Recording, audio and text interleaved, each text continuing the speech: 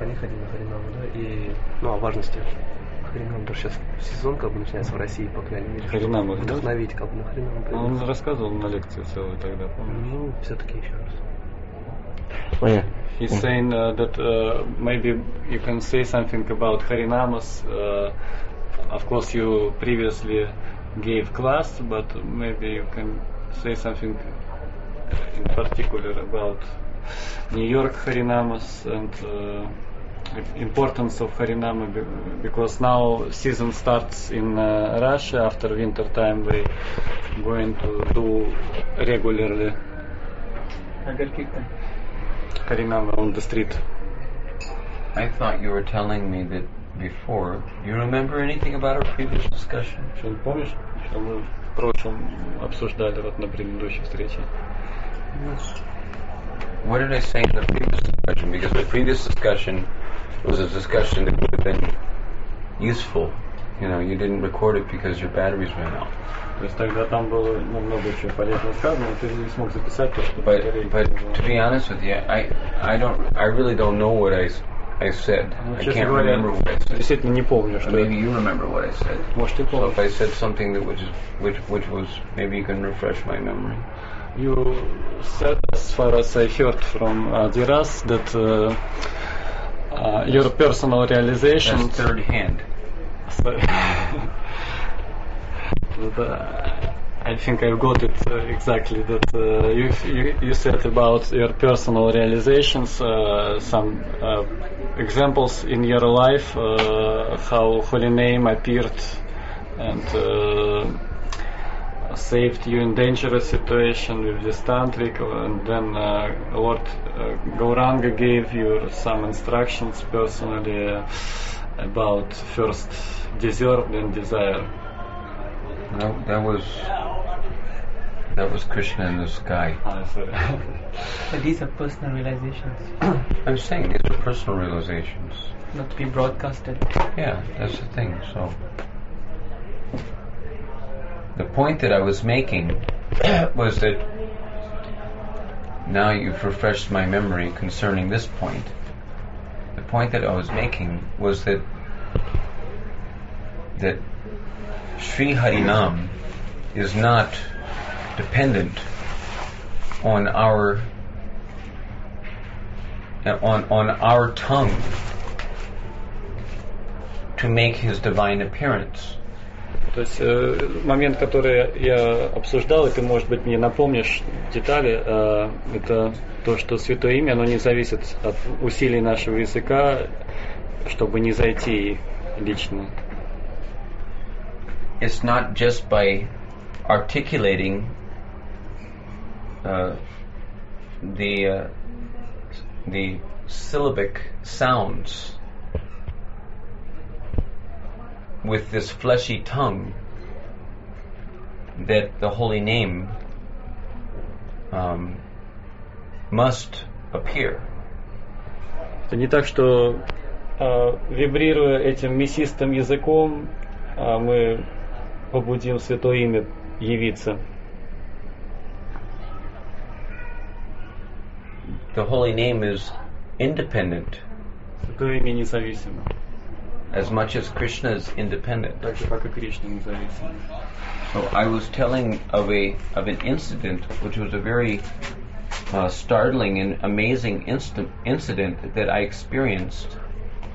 И я говорил об одном случае удивительном, который я испытал, wherein I was being overcome by a certain let's say you can say tamasic mystics tantric power. и я был охвачен, так скажем, тамасичной мистической силой тантрика. And I'd become it was here in my room, but I'd become Это было в моей комнате.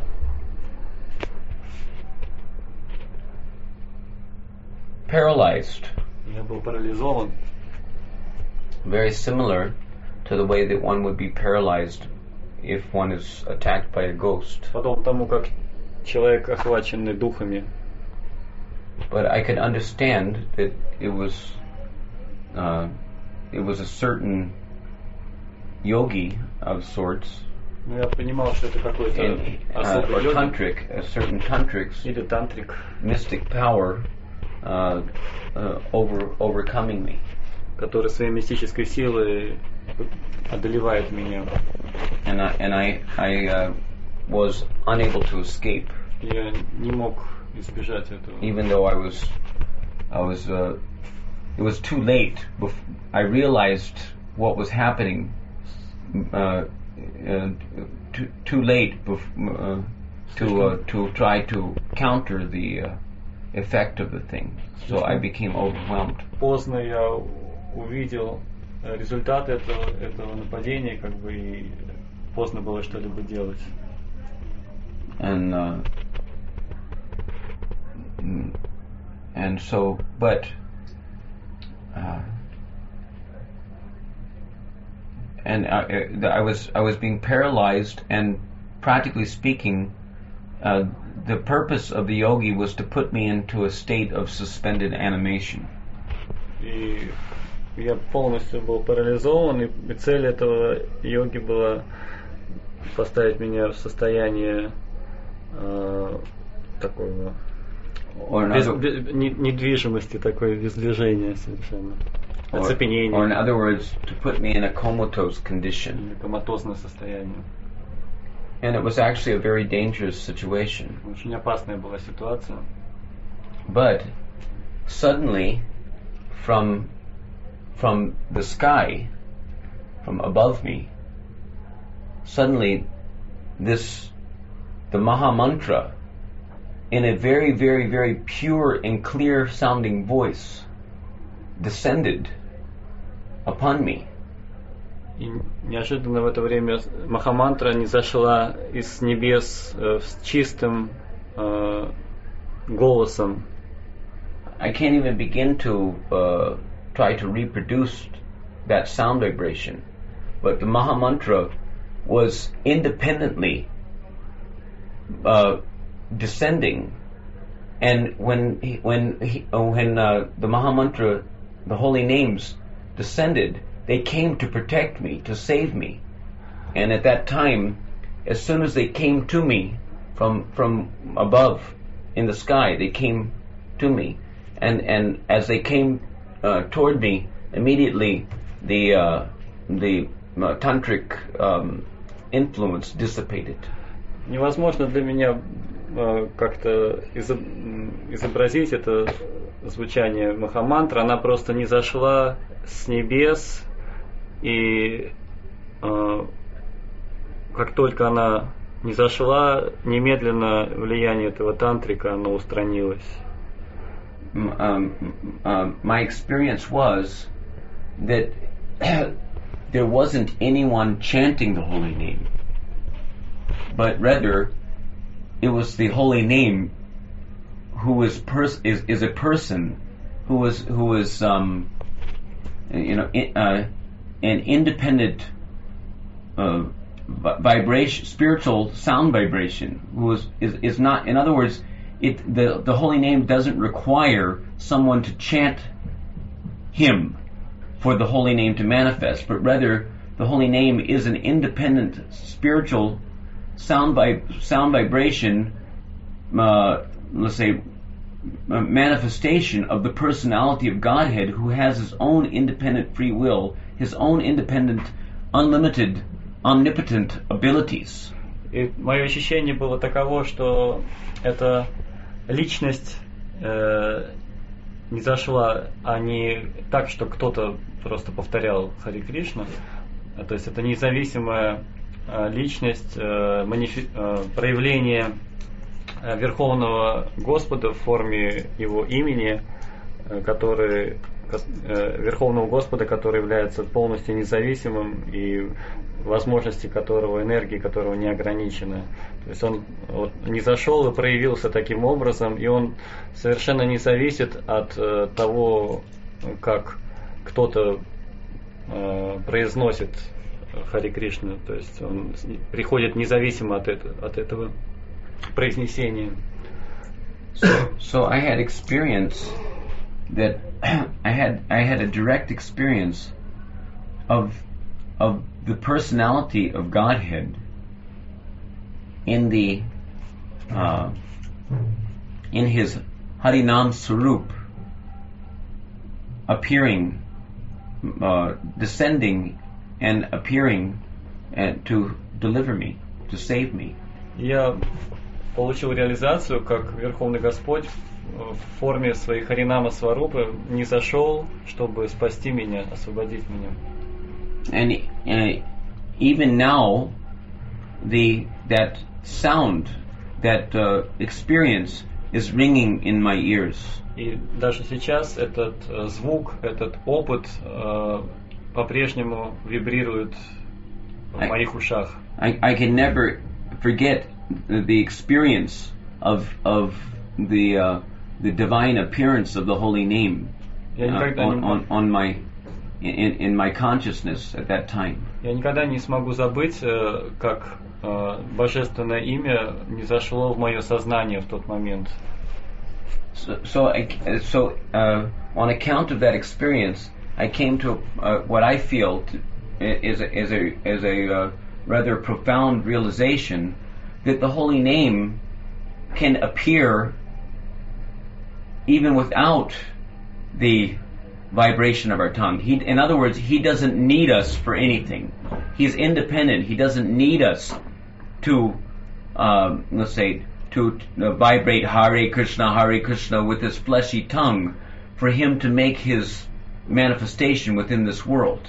И моя реализация была такова, что Святое Имя, оно полностью независимо, и чтобы не зайти ему не требуется совершенно, чтобы этот мясистый язык, так сказать, произносил что-то, вибрировал. Абсолютно Святое Имя не зависит от этого.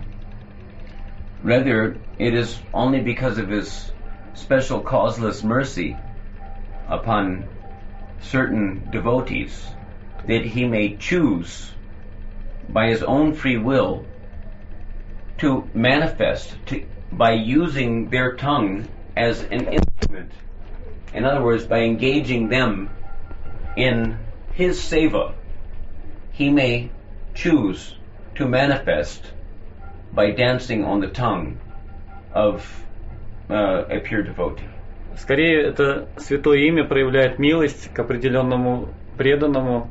Оно выбирает какого-то определенного преданного, чтобы использовать его язык как инструмент и таким образом занять его в служении святому имени.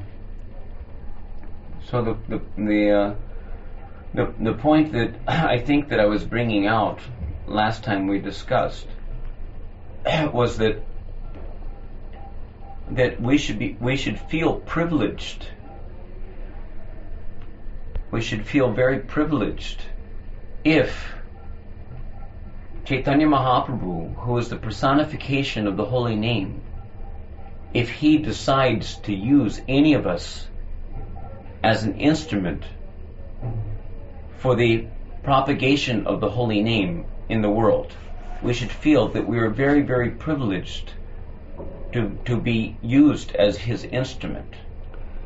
И мы должны считать себя в таком привилегированном положении, когда Господь Чайтанья выбирает кого-то из нас, чтобы занять нас в этом служении, которое заключается в воспевании святого имени и распространении его по всему миру. It is not that just because we go out on the street or in the temple and chant,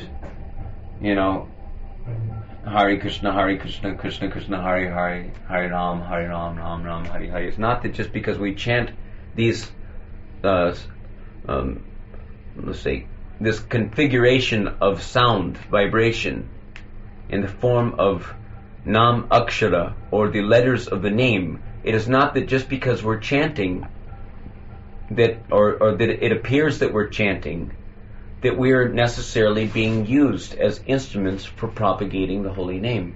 Это не так, что когда мы выходим на улицу или в храме, воспеваем Хари Кришна, и при этом производим этот звук, который является намакшарой, то есть просто набором звуков, и он не является святым именем, то в этом случае мы заняты в этом служении, о котором сейчас говорили. То есть просто такого воспевания недостаточно, чтобы быть использованными таким образом Господом читанием. So the point is that we should be praying.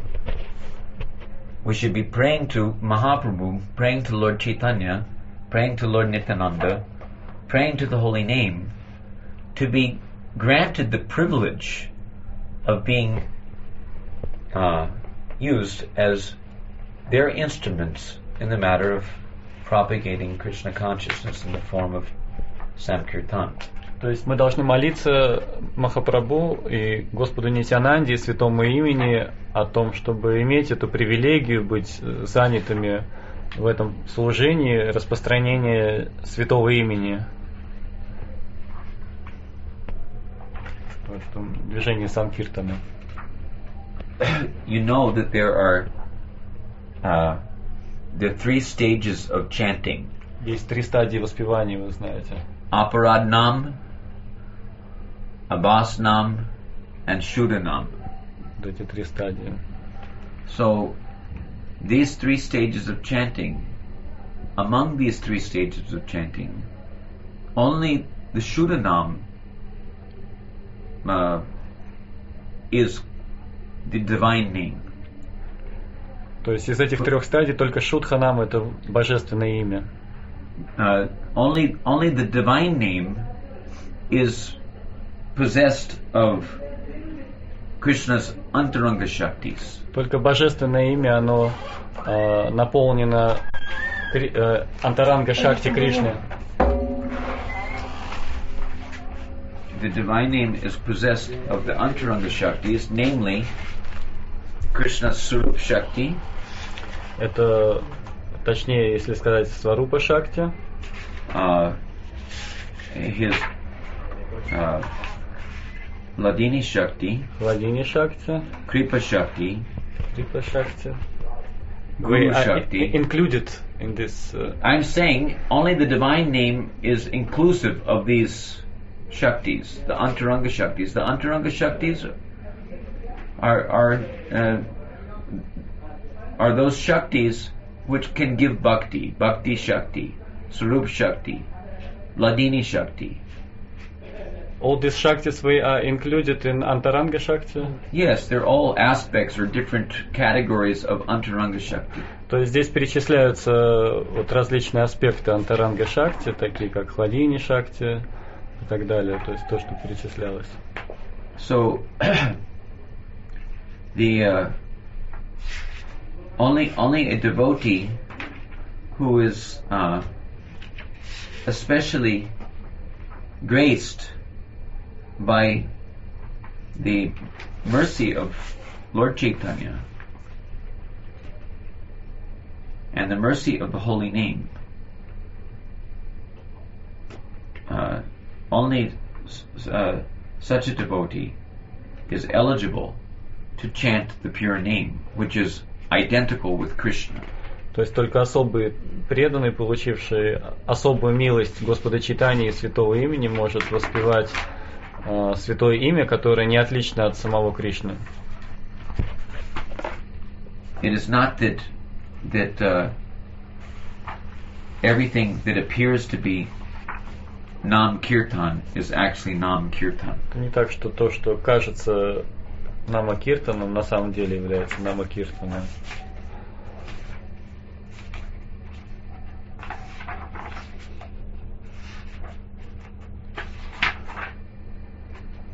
I'm trying to find something here. Хотел For найти some reason is giving me a hard time. It's hiding itself. Прячется от меня, не могу найти. Here. This should serve to illustrate the point, because as you know, or you may be knowing, that only the pure name gives prema. То есть вы должны знать, что только чистое имя дает прему. Because the pure name, being invested or inclusive of Krishna's Antaranga Shaktis, Bhakti Shakti, Prema Shakti, Kripa Shakti, that pure name can ignite within the heart, just like the fire that is dormant within the wood can come out if it's associated with another fire. So similarly, pure name, which is invested with prema, which is inclusive of prema, because after all, Hare is Radha, who is the supreme manifestation of prema in the form of Madan, Madanakya, Mahabhav, Swarupini. She's the highest,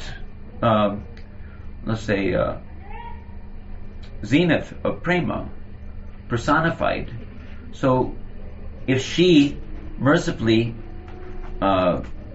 condescends to descend in the form of the holy name, then it is by her influence that the dormant prema within the heart of any jiva can become ignited.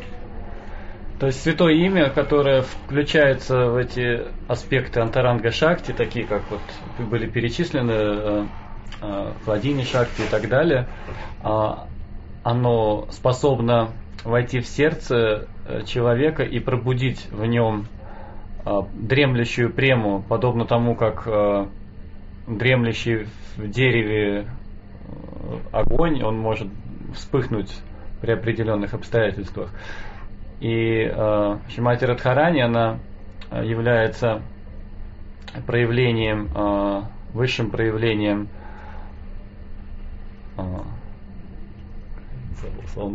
скажем так, любви к Богу. То есть она, я забыл термин на санскрите, према сварупини, Маданакья Махабхав Сурупини. То есть это термин, который означает, что она является проявлением высшей любви к Богу, и она, если она захочет проявить такую милость, она входит в святое имя, и по ее милости вот эта дремлющая према пробуждается в сердце человека.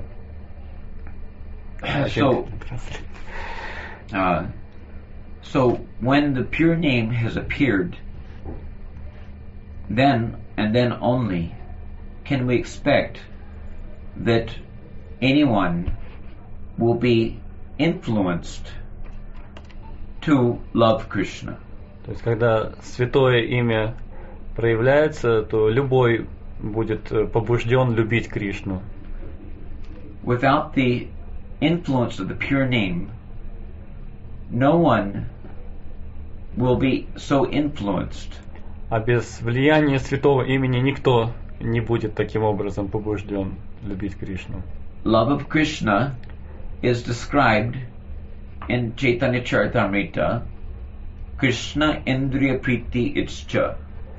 Любовь к Кришне описана в Чайтанья Чаритамрите в стихе Krishna Indriya Priti Iccha Dare Premanam Atmendriya Priti Vancha Thari Bale Kam. So if one is not infused with the pure devotional understanding, the pure devotional influence, если в человека не было вложено этого чистого духовного понимания, этого чистого духовного влияния, then преданности, one can hardly expect to, within his heart, develop or gradually manifest the desire more and more and more to serve Krishna with a desire to satisfy his senses. То есть без этого влияния очень сложно ожидать, что в сердце человека постепенно будет расти все больше и больше желание удовлетворять Кришну, то есть удовлетворять чувства Кришны. You may be knowing that those who are offenders to the holy name, who are on the Aparad Nam platform of chanting the holy name, they at utmost can get the fruit of bhukti. Bhukti, not bhakti. Bhukti. Bhukti means sense gratification. Fruit of results. Те, кто находится на стадии Material. апарадхи, оскорбительного воспевания, они смогут достичь лишь такого результата, как бхукти, то есть это совсем не бхакти, это очень что-то другое, это обретение желания к плодотворной деятельности. According to Srila Prabhupada, according to Srila Bhaktisiddhanta Saraswati Thakur, and also according to Bhaktivinoda Thakur, at least according to these three, and I'm sure they're not just making it up. Vishwanath must also have something to say about it, and Krishnadas Kaviraj Goswami must also have something to say about it. Madhurya Kadambini, also it is mentioned. Harinam Chintamani, it is mentioned by Bhaktivinoda Thakur, etc.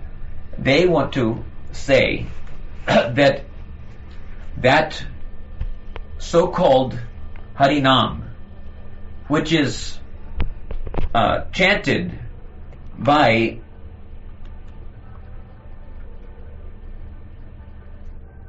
what are you doing? Wow. That so-called Harinam, which is chanted by sinful people who are trying to exploit the holy name for the fulfillment of desires for bhukti and mukti, that it is not at all the holy name. Although it appears to sound like the holy name, it is actually not the holy name, but rather it is a mayic representation of the holy name, or a misrepresentation of the holy name. It is simply mundane, mayic sound vibration. И вот в соответствии с нашими ачарьями, которые были перечислены, Бхактистан Сарасвати Тхакур, Бхактивинод Тхакур, Шрила Прабхупада, и также Вишваната Чакраварти, Кришнадас Кавирадж, то есть везде мы можем встретить этот момент, что когда они описывают, когда греховные люди воспевают, так сказать, святое имя, на самом деле это такое маическое проявление святого имени, то есть это совсем не само святое имя. И как там дальше? Sorry, I lost. They chant this mic representation of the holy name, and the result is some. No, the point is that it is mundane, mayic sound vibration. То есть это нечто Anyone who's chanting мирское вибрация. To exploit the thing, to fulfill desires for bhukti and mukti, or while they are in, let's say, just like the seventh offense against the holy name is to commit sinful activities on the strength of chanting the holy name, the 10th offense is to maintain material attachments even after understanding so many instructions concerning the importance of giving up material attachments in the matter of progressing in the chanting of the holy name. То есть эти люди, они побуждаемы желаниями бхукти и мукти, воспевают святое имя, и в результате это просто мирская вибрация и ничего больше. И, как скажем, вот человек может совершать 7-е оскорбление святого имени, когда он совершает греховные действия, полагаясь на силу святого имени, и когда он может совершать 10-е оскорбление, сохраняя материальные привязанности, даже выслушав, так сказать, множество наставлений на этот счет. So, sinful, materially attached people, or people who are determined to remain as materialist, even materialistic so-called devotees, they cannot chant the pure name.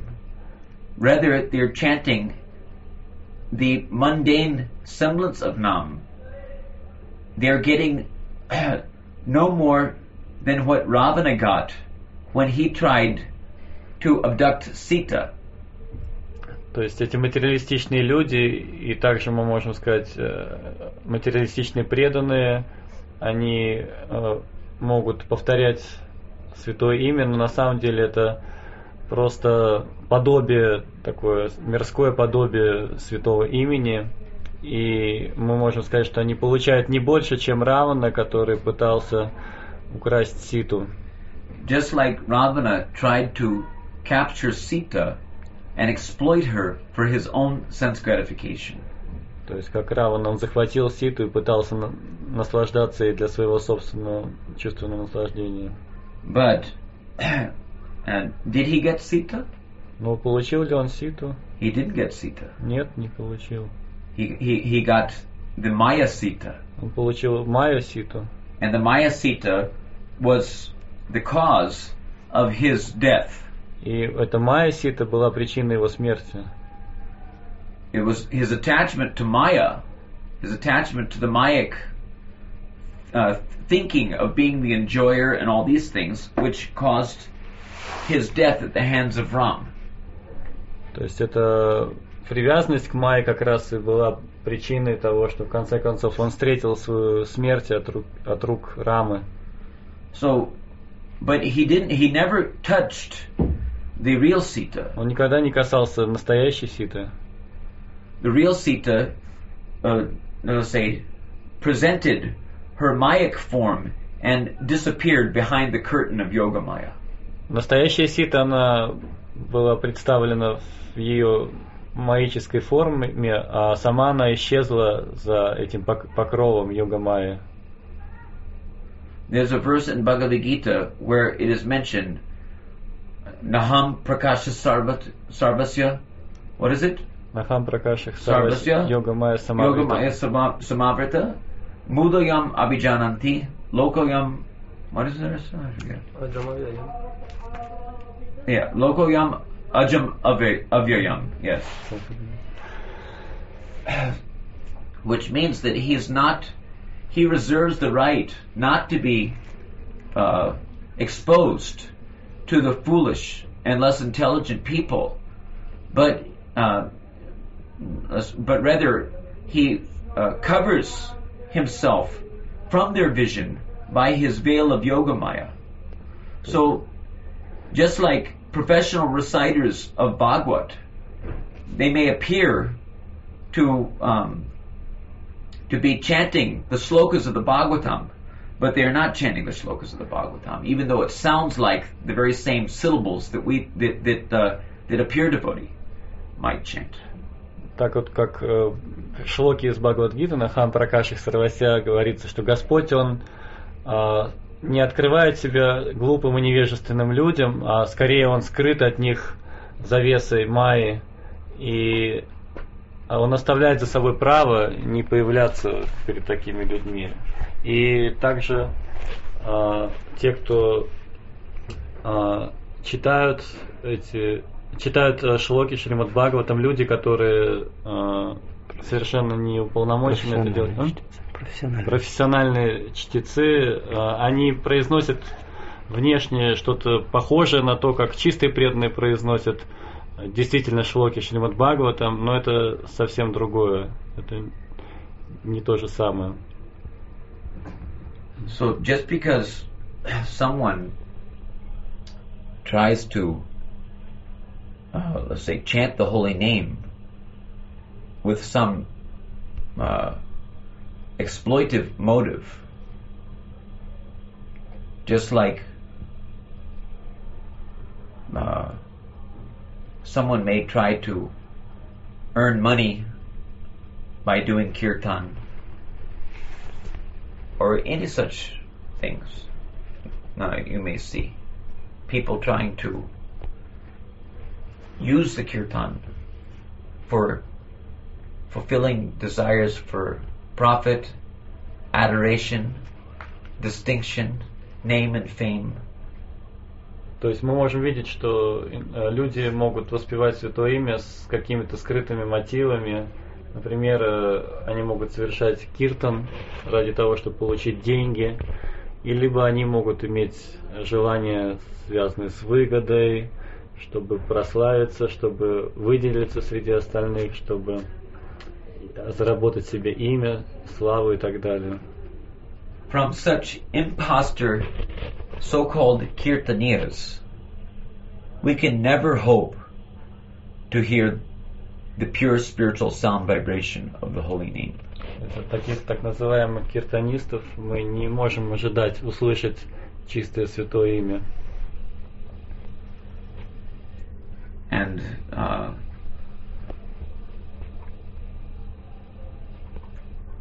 it should be understood that the such chanting of the holy name, at the very best,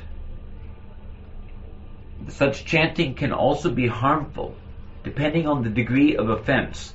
But at the very best, the offended name can give bhukti, which means even to the extent of elevation to the heavenly planets.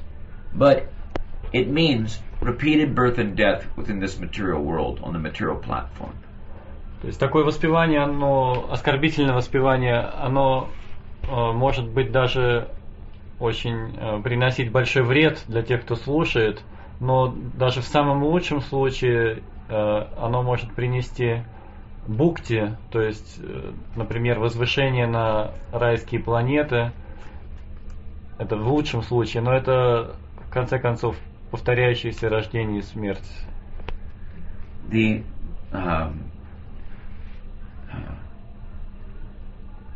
offended name is simply a Mayic form of the name. It is not the name at all. И это оскорбленное имя, это маическая форма, это не само имя. So we cannot encourage the offenses against the holy name, because by chanting the offended name, one will never get off the material platform. То есть мы не можем поощрять оскорбительное воспевание, потому что оскорбительно воспевая человек никогда не сойдет с материальной платформы. Nama Bas, or Abbas Nam, is primarily, although there are many forms of Abbas Nam, you can read about them in the 6th canto of the Bhagavatam, but primarily for the devotees, the Abbas Nam platform is the clearing stage of chanting. Уровень Аббаса Намы, о котором вы можете прочитать в 6-й песне Шримад Бхагаватам, там описываются различные виды Аббаса Намы, но в основном это относится к преданным на очистительной стадии. Abbas Nam is considered to be like the tejas of Nam, or like the light of the sun, the sunlight. То есть это Аббас Нам считается как теджес Намы, или как подобно тому, как свет солнца. Although when the sun shines in the twilight hours, or when in the twilight time in Sandeep Prakash, that's when the Sandhya is running. You can see that some rays of the sun are coming into the sky. Вот во время санхи, это Сандья Пракаш, такое проявление солнечного света, когда уже как бы солнце скрыто и видны только лучи на небосводе. Although when the sun rays come into the sky, you can see things, but the power of the sun rays, because the sun is below the horizon, and the sun rays are shining up, so they're illuminating the sky, so you're getting indirect lighting. You're not getting direct light. И вот в это время сумерек вы ничего не можете увидеть вокруг, вы можете видеть только это солнечное сияние на небесах, которое пробивается как бы из-за горизонта, и лишь, как сказать, такой... You're not getting indirect. I mean, you're getting indirect lighting, you're not getting direct light. Вы не получаете прямого света, который бы освещал все, вы получаете такой непосредственный свет. Because the light is not directly beating down on the surface. То есть этот свет, он не падает прямо на поверхность of the earth, земли. Or is not beating down on our heads and hearts. То есть он не падает на наши головы и сердца. We can hardly expect the indirect lighting coming from the rays of the holy name to have very much purifying effect. То есть мы не можем ожидать, что такой свет святого имени, который не непосредственный, может сильно принести какой-то сильный очищающий эффект. Purity means purity of egoism. Чистота — это значит чистота эгоизма. When the egoism is devoid of the true sense of service to Krishna in the matter of pleasing Krishna's senses, as we've discussed in our definition of prema, when the heart is not absorbed in that seva bhavana, the egoism can hardly be considered as pure. Когда эгоизм он не поглощен, как бы сказать, чистым преданным служением ради удовлетворения чувств Кришны, как мы уже вот обсуждали, чистое преданное служение ради удовлетворения чувств Кришны, то есть такой сердце не поглощено, такой сева бхаваной, по-настоящему стремится удовлетворить Кришну, то такой эгоизм мы не можем назвать чистым. Nama bhas generally manifest when there is no serious taste for pure devotional practices. Намабхасана может проявиться, когда есть серьезный вкус к святому имени, к преданному служению. Pure devotional practices means the swarup of pure devotional practice is anukulena krishnanushilanam. То есть преданное служение, оно его сварупа это анукульена кришнанушиланам. Which means to say perform devotional activities, practice devotional activities with the intention of satisfying Krishna. То есть это значит практиковать деятельность в служении ради удовлетворения чувств Кришны. In other words, to accept the favorable practices, anukul. То есть, другими словами, принимать благоприятную практику, анукул. That is called anukul bhajan kriya. Это то, что называется анукул баджана крия. So, in order for one to be fixed in pure devotional practices, и чтобы человек был зафиксирован в чистой преданной деятельности, практике, one has to be simultaneously divested of his, let's say, interest in fulfilling ulterior motives. That is called anyabilasita shunyam. человек должен одновременно быть свободен от стремления удовлетворять свои скрытые желания. Это то, что называется аньябхилашита шуньям. Pure devotional service requires simultaneously both tatastha characteristics and sarup characteristics or lakshana Чисто преданное служение, оно to be manifest in the attitude of a devotee. одновременно включает в себя татастха лакшанам и сварупа лакшанам, то есть это бескорыстно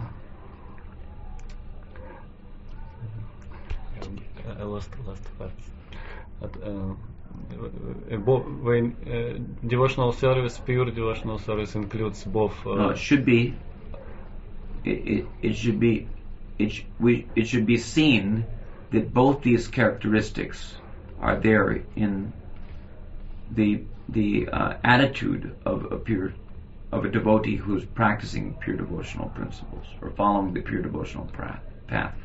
То есть эти обе вещи, а именно отсутствие скрытых мотивов и стремление удовлетворять Кришну, должны быть включены в чистое преданное служение преданного. In any case, because the devotee who is chanting Abhasnam on the clearing stage is mainly concerned with freeing himself from the offenses against the name and from the anarthas. It is called anartha nivritti because he is mainly concerned with anartha nivritti. It cannot be said that his chanting is pure chanting. И на стадии Абхаса Намы преданный, он может быть очень сильно заинтересован в том, чтобы освободиться от анарт, от этих неблагоприятных вещей, и поскольку вот он стремится к такому освобождению, это еще также означает, что он не находится на уровне чистого воспевания. Because his mentality is not purely devotional. Потому что его менталитет не полностью чисто духовный. His focus, чисто преданный. His focus is not purely on the principle of simply satisfying Krishna's senses. То есть он еще не на таком уровне, чтобы просто желать удовлетворять чувства Кришны.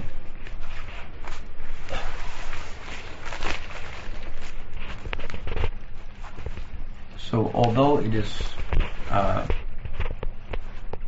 considered to be a stage in the cultivation of Nam Bhajan, it is not the devotional attitude is not, let's say, sweet enough to attract the attention of Krishna and cause Krishna to descend from Golok Dham in the form of the holy name to the heart of the devotee and dance on his tongue. То есть, хотя это, так сказать, необходимая стадия на пути баджана, нама баджана, это недостаточно. Нет, вот это его his attitude is not sweet, or his... Недостаточно сладок, чтобы привлечь Кришну с Галока. То есть это его настроение, оно еще недостаточно сладко, чтобы привлечь Кришну с Галоки, не зайти в его сердце. So therefore, because Krishna has not yet been satisfied with that attitude which is lacking the pure devotional mentality, lacking the determination to satisfy Krishna. Because, after all, to only have the Tatastha Lakshana without having the Sarup Lakshana of pure devotion cannot constitute pure devotion. То есть это настроение, оно еще не в достаточной степени привлекает, оно не привлекает Кришну, потому что это татастха лакшанам, этот аспект, его недостаточно о том, чтобы говорить о чистом преданном служении, необходимо еще, чтобы присутствовало сварупа лакшанам. In other words, anartha nivritti does not constitute pure devotion. То есть анартха ниврити, другими словами, не составляет чистую преданность. Pure devotion only manifests when there is artha pravritti. Чистая преданность проявляется, когда есть артха праврити. When pure devotion manifests within the heart by the influence of the association of pure devotees. Когда чистая преданность проявляется в сердце благодаря общению с чистыми преданными, then and then only is Krishna satisfied with the mentality of the devotee, and then only does he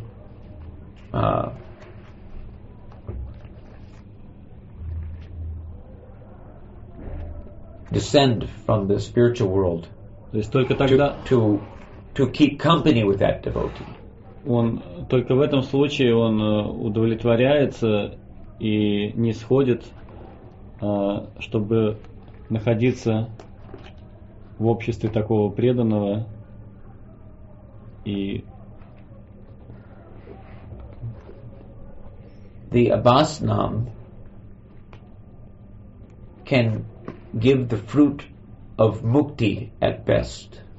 Аббас нам может дать результат мукти в лучшем случае. But abhasnam can never give the fruit of bhakti or prema. Но Аббас нам никогда не даст прему или бхакти. When we say that Shuddhanam gives bhakti, it means prema bhakti. Когда мы говорим, что Шудханама дает бхакти, это означает према бхакти. So we want to associate with devotees who are chanting the pure name. То есть мы хотим общаться с теми чистыми преданными, которые воспевают чистое святое имя. Only those who are chanting the pure name are truly considered, in the real sense, to be pure devotees. Только те преданные, которые воспевают чистое святое имя, их можно по-настоящему считать чистыми преданными. Those who are chanting Abhasanam or Nama Abhas are Vaishnava Abhas. They are the semblance of a Vaishnava. То есть те, кто воспевают Аббаса Наму, Нама Аббас, они могут считаться Вайшнава Аббас, то есть подобием преданных. They are described by Bhaktivinoda Thakur as Vaishnav-like. То есть как Like a Vaishnava, but not actually Vaishnava. Бхактивинод Тхакур описывает их как подобные Вайшнавам, но не Вайшнавы. So it is not enough that we go to the streets or we go to Mangalartik or Guru Puja and simply parrot the syllables of the name.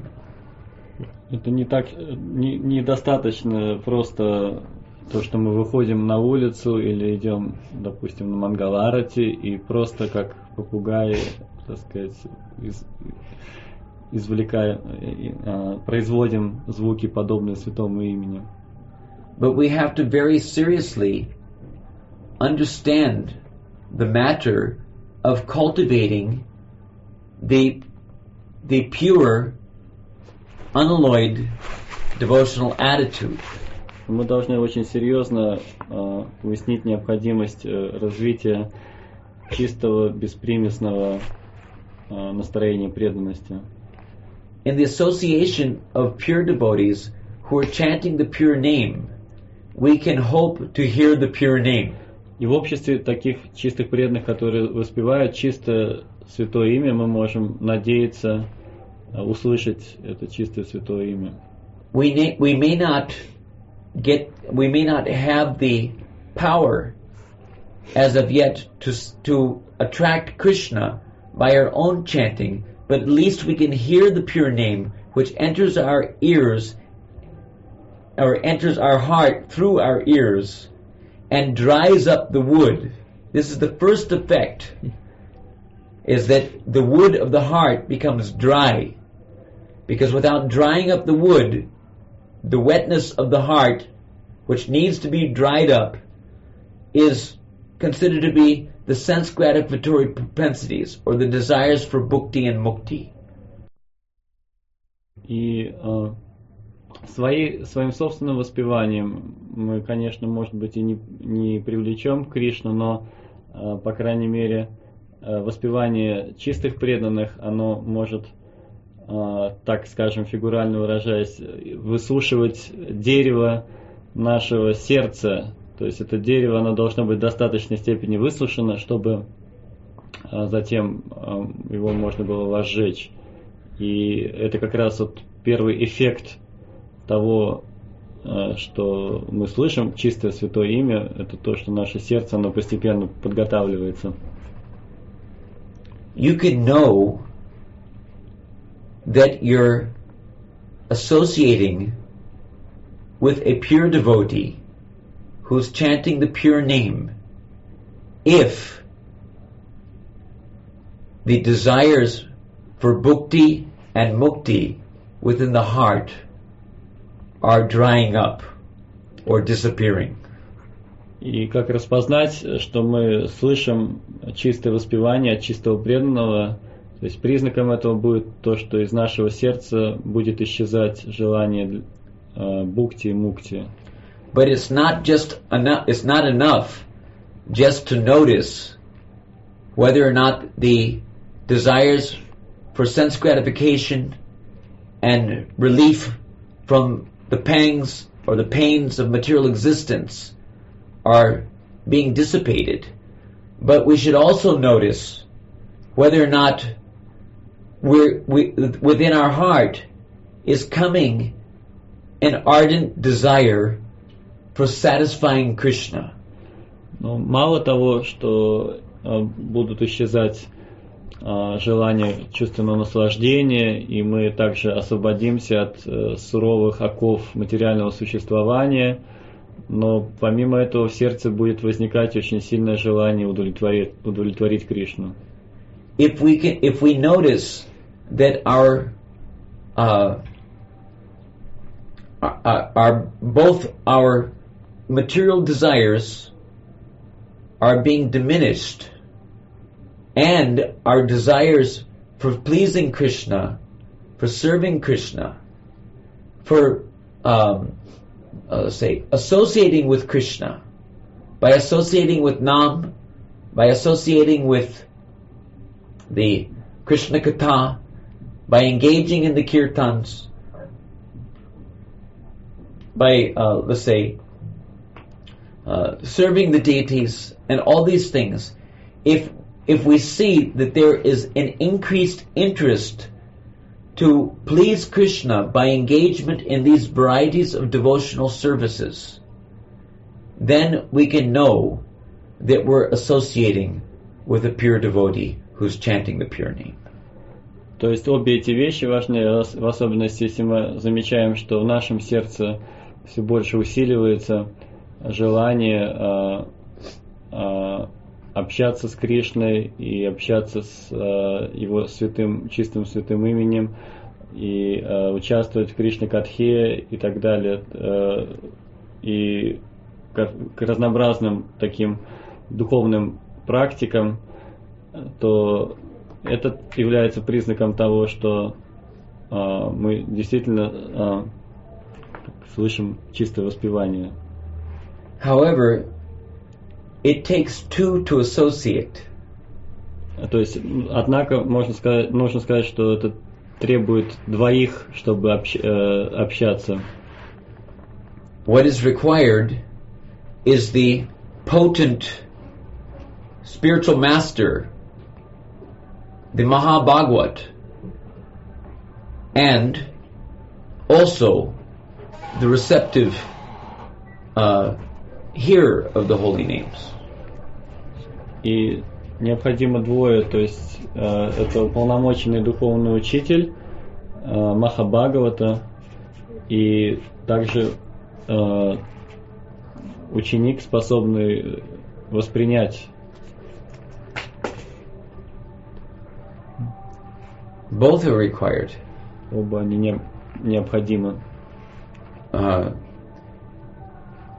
Bhaktisiddhanta Saraswati Thakur, I found this thing I was looking for. Бхактисиданта Сарасвати Тхакур, вот я как раз нашел это место сейчас в книге. He's telling that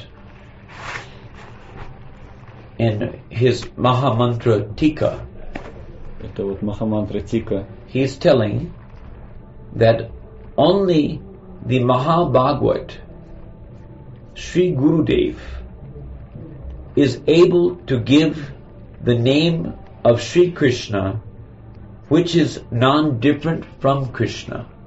И он говорит, что только Махабхагавата, это чистый преданный Кришне, способен дать чистое святое имя, которое не отлично от самого Кришны.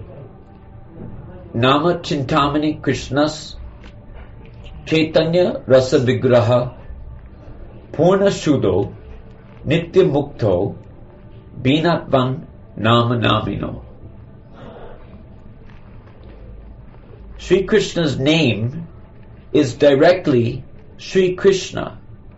It is spiritual, transcendental object. It is a spiritual, transcendental object full of liquid mellowness.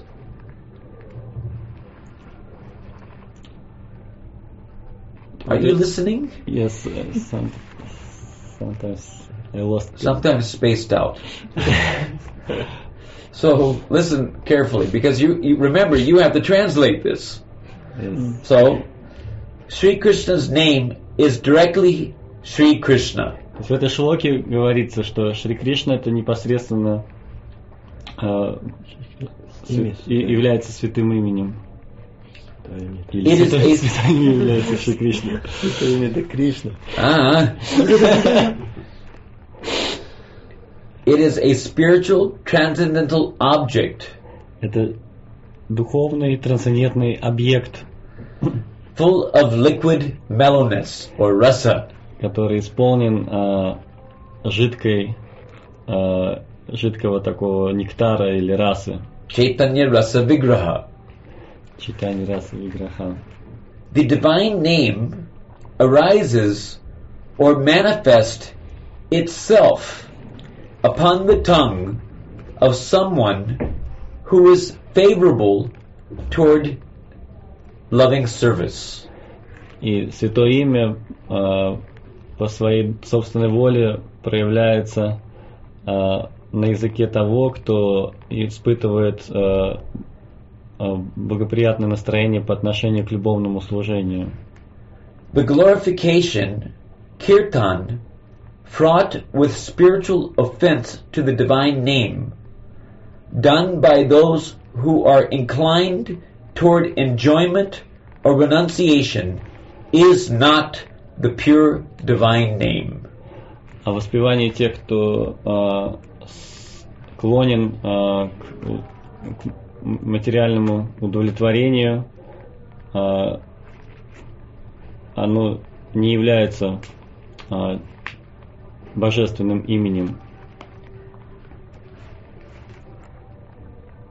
The pure divine name, Shuddhanam, and the stage of offenses to the divine name, Nam Aparad, are not the same.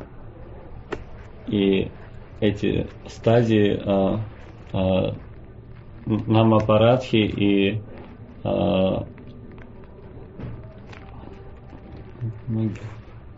the pure divine name and the stage of offenses to the divine name are not the same. И стадия апарадхи и чистое воспевание божественного имени — это совсем не одно и то же. The Mahabhagavat, who is free from spiritual offenses to the divine name, and who takes shelter in the glorification of the pure divine name, that means the real name, as we previously discussed, not the cheating name.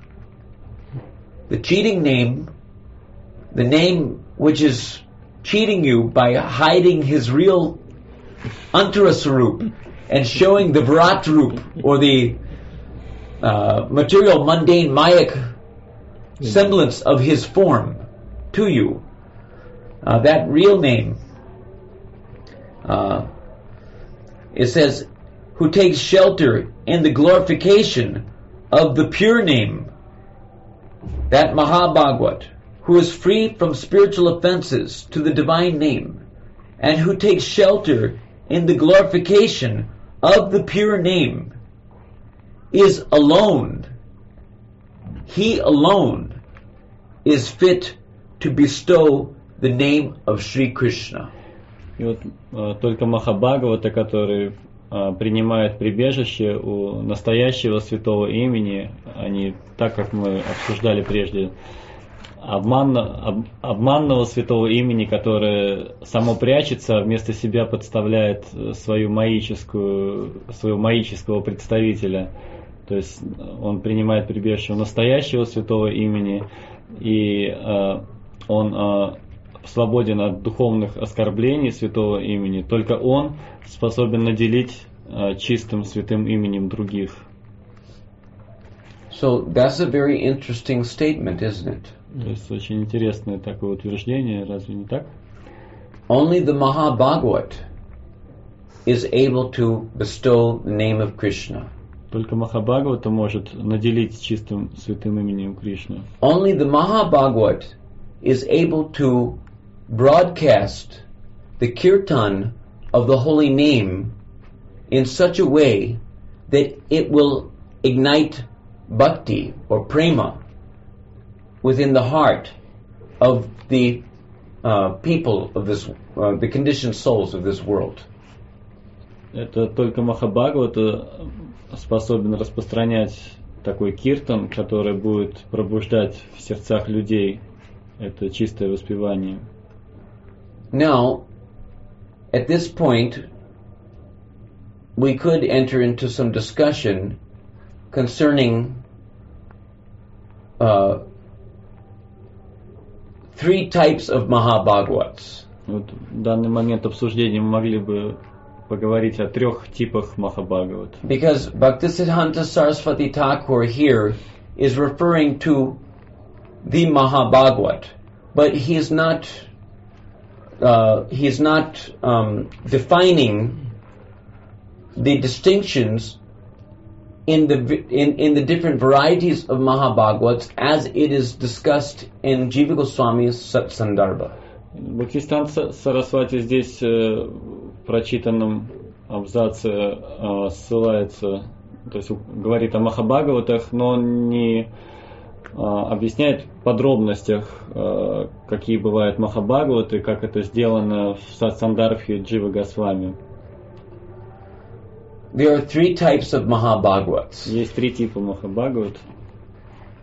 The topmost Mahabhagavat is described as being the Nitya Siddha avatar coming from the spiritual world, having both his feet in the spiritual world and extending his hand in the form of his Acharya Sarup to deliver the fallen conditioned souls by pulling them up to his position in the spiritual world. Первый тип Махабхагават — это нитя-ситха-аватар, который двумя ногами находится в духовном мире, и он протягивает свою руку в этот материальный мир, эту руку, скажем, в форме его проявления как ачарьи, чтобы освободить падшие обусловленные души и затянуть их в духовный мир.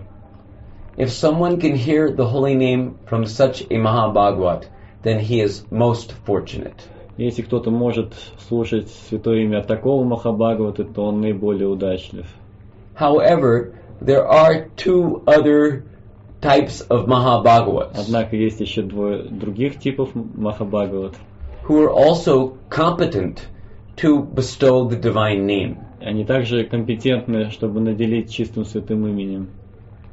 The second most powerful Mahabhagavat is he who is described as having one foot in the spiritual world and one foot in this material world. И второй тип Махабхагават — это тот, кто одной ногой в духовном мире, а другой ногой в материальном мире. As you may be knowing, there are two types of devotees. Как вы знаете, наверное, есть два типа преданных. There are the sadhakas. Садаки. Let's say there are two types of devotees who are on the progressive path of perfection. То есть два типа преданных, которые на прогрессивном пути к совершенству. They are progressive devotees. То есть прогрессирующие преданные. They are not devotees. In other words, they are not Nitya Parikar of Krishna coming to this world, but they are going to that perfectional stage to become as Nitya Parikar. То есть они не принадлежат классу Нитья Парикар, которые не сходят из духовного мира, они восходят сейчас снизу вверх к этой совершенной стадии. In other words, they are in the ascending stages of the cultivation of prema. То есть они на восходящей стадии в культивировании премы. So, the first category is called as sadhaka. Sadhaka. То есть одна категория — это садаки. Sadhaka means a practitioner who is not yet free from material bondage. Садака — это тот, кто практикует, и еще он не свободен от материальных оков. He is considered to be still in bondage as long as he has not achieved perfection. То есть его следует считать по-прежнему находящимся в материальных оковах, покуда он еще не достиг совершенства. The perfectional stage is sagunan samatitaitan brahmabhuyaya kalpate. Это совершенная стадия описывается в этом стихе. Means that having gone beyond the influence of the modes of material nature, the three modes of material nature, one is situated on the spiritual platform at the stage of bhava. Это значит, что человек преодолел три гуна материальной природы, поднялся над ними, и он находится на стадии бхавы, на духовной платформе. So those who have not realized their sthai bhava, or their constant devotional existential ecstatic emotional disposition towards Krishna, are considered to be still in the condition of bondage. Поэтому те, кто еще не реализовали свою стхая-бхаву, то есть свою постоянную экзистенциональную такое настроение по отношению к Кришне, их следует читать по-прежнему в оковах. And then there's the Siddha Bhakta, И также есть еще ситха бхакты, who has realized his sthaya bhava которые реализовали свою стхая-бхаву at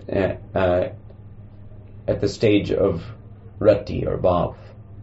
то есть на стадии рати или бхавы. That means that he has developed the preliminary symptoms of love of Godhead. Это значит, что он развил уже предварительные симптомы любви к Богу.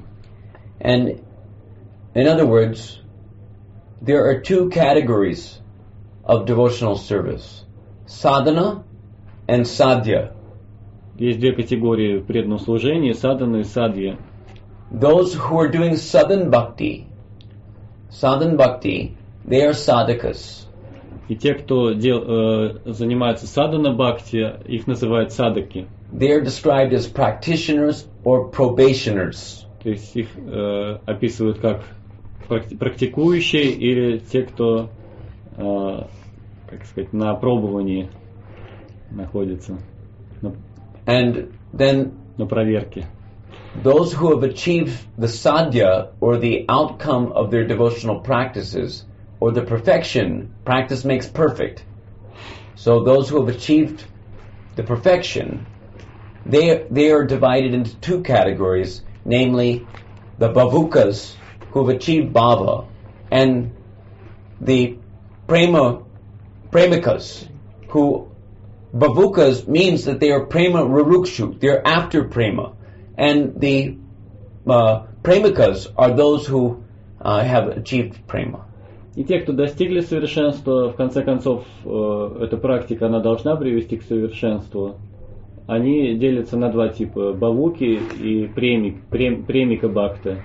То есть бавука — это значит према рурудха, то есть это те, кто уже как бы на подходе к премию, и премики, которые уже достигли этого уровня.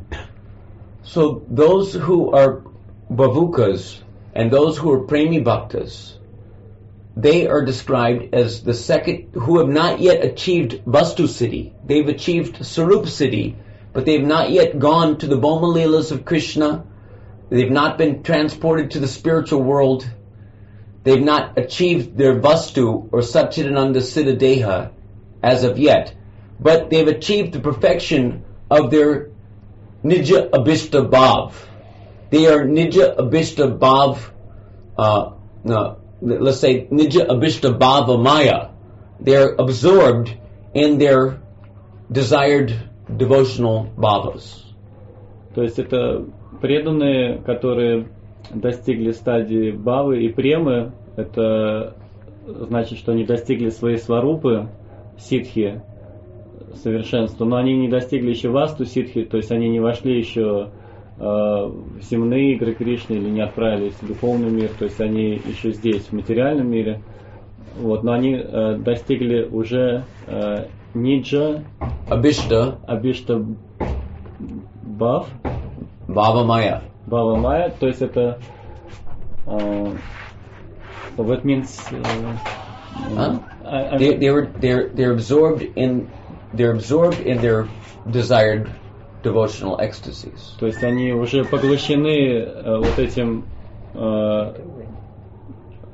экстазом преданности, к которому они стремились. We're giving a seminar on the chanting of the holy name. And all the while remembering how the dressing of the deities is rapidly coming up. Yes, okay, don't worry. What time is it now? It's only 9:30. Okay, so Only. So, is there some drama going on outside? Some type of Fogel Ashram audio speaker fiasco. Sounds like some demons getting It sounds like a Friday night at the opera house, Там как at the будто бы playhouse. что-то типа представления какого-то там. Скорее всего, громкоговоритель громко включили просто. Outrageous, you know, sound vibrations. So anyhow, So this second yes. type of So these Siddha Bhaktas who have yet to go to the supreme perfection, the absolute perfection, because it should be noted that if you read Madhurya Kadambini, you will see that the eradication of the anarthas, especially anarthas which have arisen on account of offenses to the name, these anarthas are not absolutely eradicated until the stage of Vastu Siddhi, when one gets complete shelter at the lotus feet of Krishna in a spiritual body. То есть, если вы заметили, допустим, читая Мадхурья Кадамбини, это то, что анархии, они сохраняются даже то есть они сохраняются до самого последнего момента, покуда преданный не достигнет полного прибежища Кришны в духовном теле, в духовном мире. This implies that even those who are sadhya bhaktas or siddha bhaktas, who have achieved the realization of Sarup Siddhi, the realization of their eternal bhava deha, or their let's say antaraschinta siddha deha, means that they're internally, the perfection of their internally contemplated siddha deha, or the emotional body. There's the spiritual body, which is the mental body, or the emotional body, and then there's the siddha deha, which is the Satchidananda Vastu. So those who have achieved the perfection of their spiritual emotional body, that means Sarup Siddhi, who have achieved bhava, and who have achieved the lower stage of prema, they still require to eradicate the residues of anarthas, И вот эти to come to the absolute perfection of Vastu Siddhi. эти садхья бхакты, то есть которые достигли уже своей реализации их антаранга, The Antaras Chinta Siddha Deha. Antaras means internal. Chinta means yes, meditated upon or conceived, perfect spiritual body in the matter of the cultivation of the desired bhav. То есть их совершенство вот в чем состоит, что они реализовали полностью внутри себя вот это свое духовное тело, и которое состоит вот, то есть это как бы эмоциональное тело, то есть мы знаем, вот есть духовное тело васту ситхи в духовном мире, этого они еще не достигли, но они полностью реализовали вот то настроение, те эмоции, которые они культивировали до сих пор, и даже то есть это значит, что они находятся на уровне бхавы или на низшей стадии премы, то есть они здесь еще в материальном мире, и вот они еще пока могут сохранять какие-то анархии, потому что эти анархии полностью уничтожаются только когда человек обретает васту ситхи. That means that one who has perfected his cultivation of the pure, unalloyed, selfless completely self-giving devotional attitude of a gopi, he has the mentality, the perfect mentality, which becomes the basis of his eternal spiritual body. То есть тот, кто культивирует внутри себя полностью это духовное тело гопи, полностью как бы самозабвенное в служении, полностью отдающее себя служению, он достигает совершенства в осознании своего духовного тела, которое он получит в духовном мире. Only she can realize the vastu siddhadeha of a gopi. То есть вот только такой человек, он может реализовать васту сиддхадеху гопи. That realization of the vastu siddhadeha of a gopi can only happen in the leelas of Krishna in the realm of Braja. То есть такая реализация васту сиддхадехи гопи, она возможна лишь в играх Кришны во Врадже.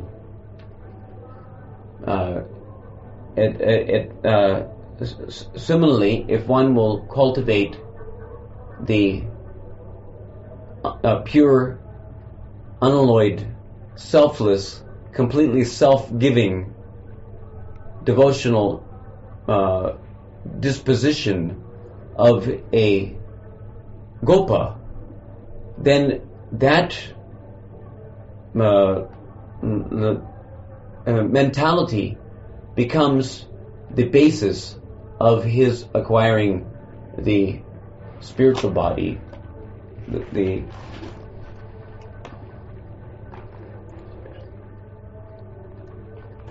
of his acquiring the Satchidananda Vastu Siddhadeha of a Gopa.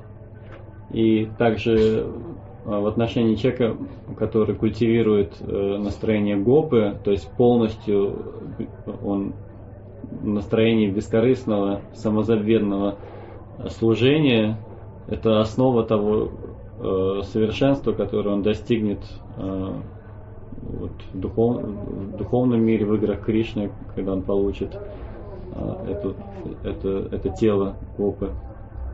Similarly, if one cultivates the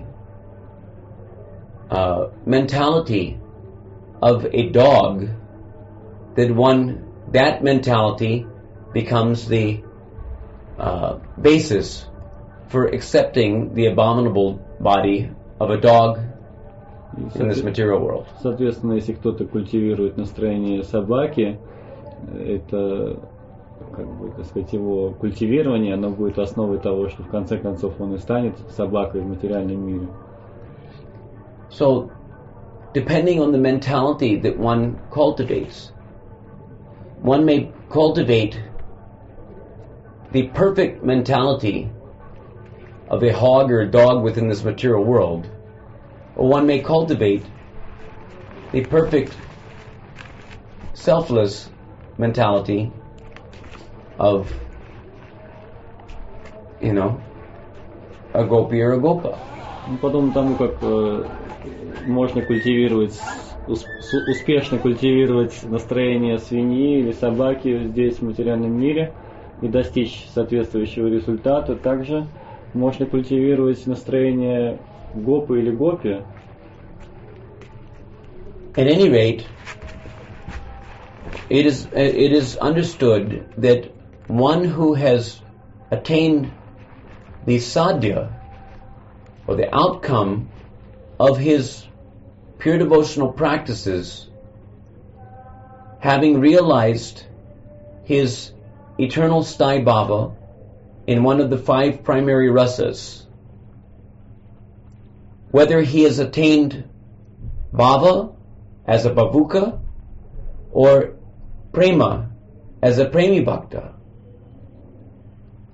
in either case, he has not yet gone to the supreme perfection of having realized his Satchidananda Siddhadeha, Vastu Siddhi. He has not realized Vastu Siddhi, or the supreme perfection of getting the real substantial eternal spiritual body, but he's perfected the mentality which becomes the basis upon his leaving the present body. It becomes the basis of his attainment of the lotus feet of Krishna by realizing the spiritual body in the realm of Braja, in Krishna's Bhoma Leelas. Ну вот в конце концов, вот говоря о таких вот достигших совершенства преданных, надо сказать, что они полностью реализовали свою стхай-бхаву, и они еще не достигли абсолютного успеха, реализовав свою васту ситхи, то есть сачитананда, тело сачитананда в духовном мире, но они уже довели до совершенства свое настроение, свое настроение преданности, которое по оставлении этого материального тела будет основой того, что они перенесутся в конце концов в духовный мир и обретут там высшее совершенство. Obviously, those who have achieved prema are more powerful than those who have achieved bhava. Ну, конечно, те, кто достигли премы, более могущественны, чем те, кто достигли бхавы. Still, both of them are considered to be having one foot in the spiritual world and one foot in the material world, because they have not yet gone to the leelas of the Lord. Но так или иначе, они оба эти типа преданных относятся, то есть их описывают как имеющими одну ногу в духовном мире и одну ногу в материальном мире, поскольку они еще полностью не перешли в духовный мир. Because they are let's say perfect in their desired bhava, Но они it is considered that they are, let's say, perfect, completely perfect, almost completely perfect.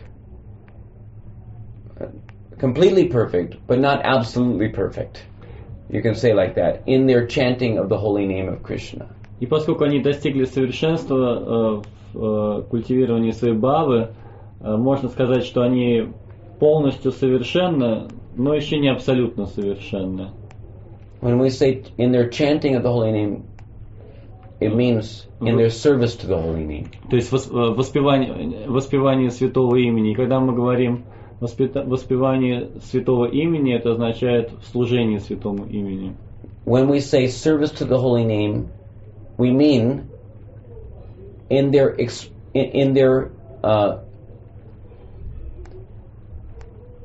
expressed devotional attitude toward the holy name. Когда мы говорим о служении святому имени, это значит, что мы говорим о выраженном настроении преданности по отношению к святому имени. If anyone will be having the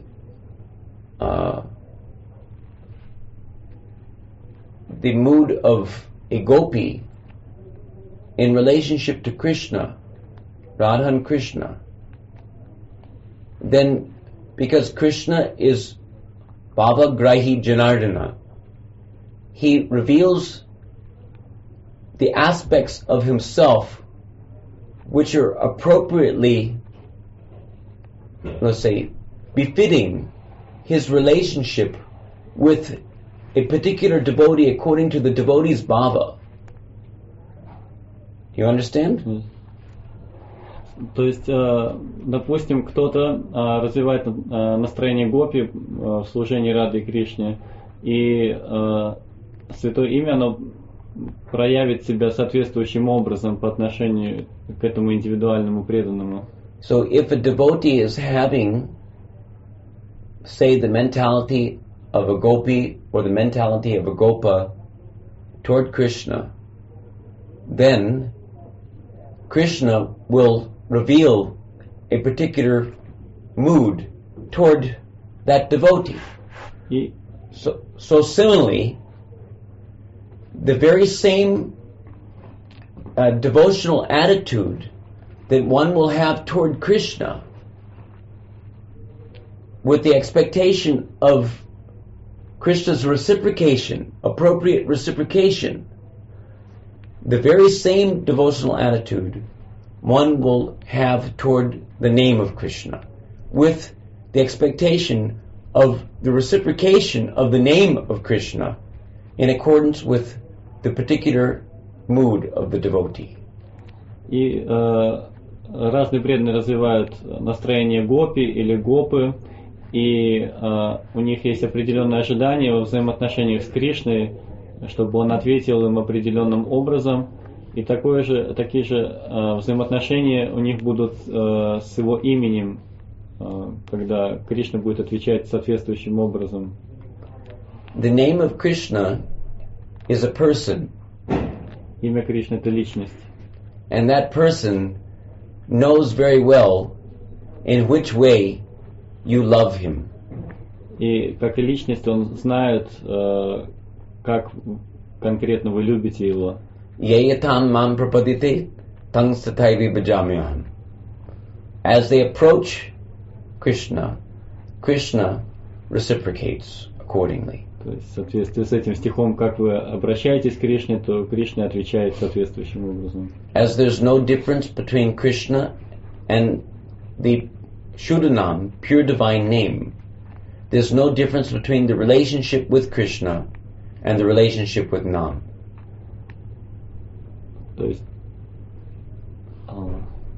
As there's no difference between Krishna and the pure name, similarly there's no difference between the relationship with Krishna and the relationship with the pure name.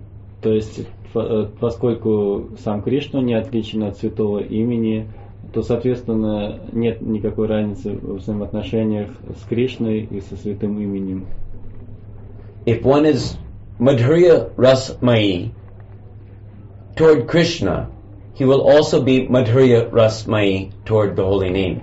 И тот, кто будет в Мадхурья расе с Кришной, соответственно, он будет и со святым именем Мадхурья расе.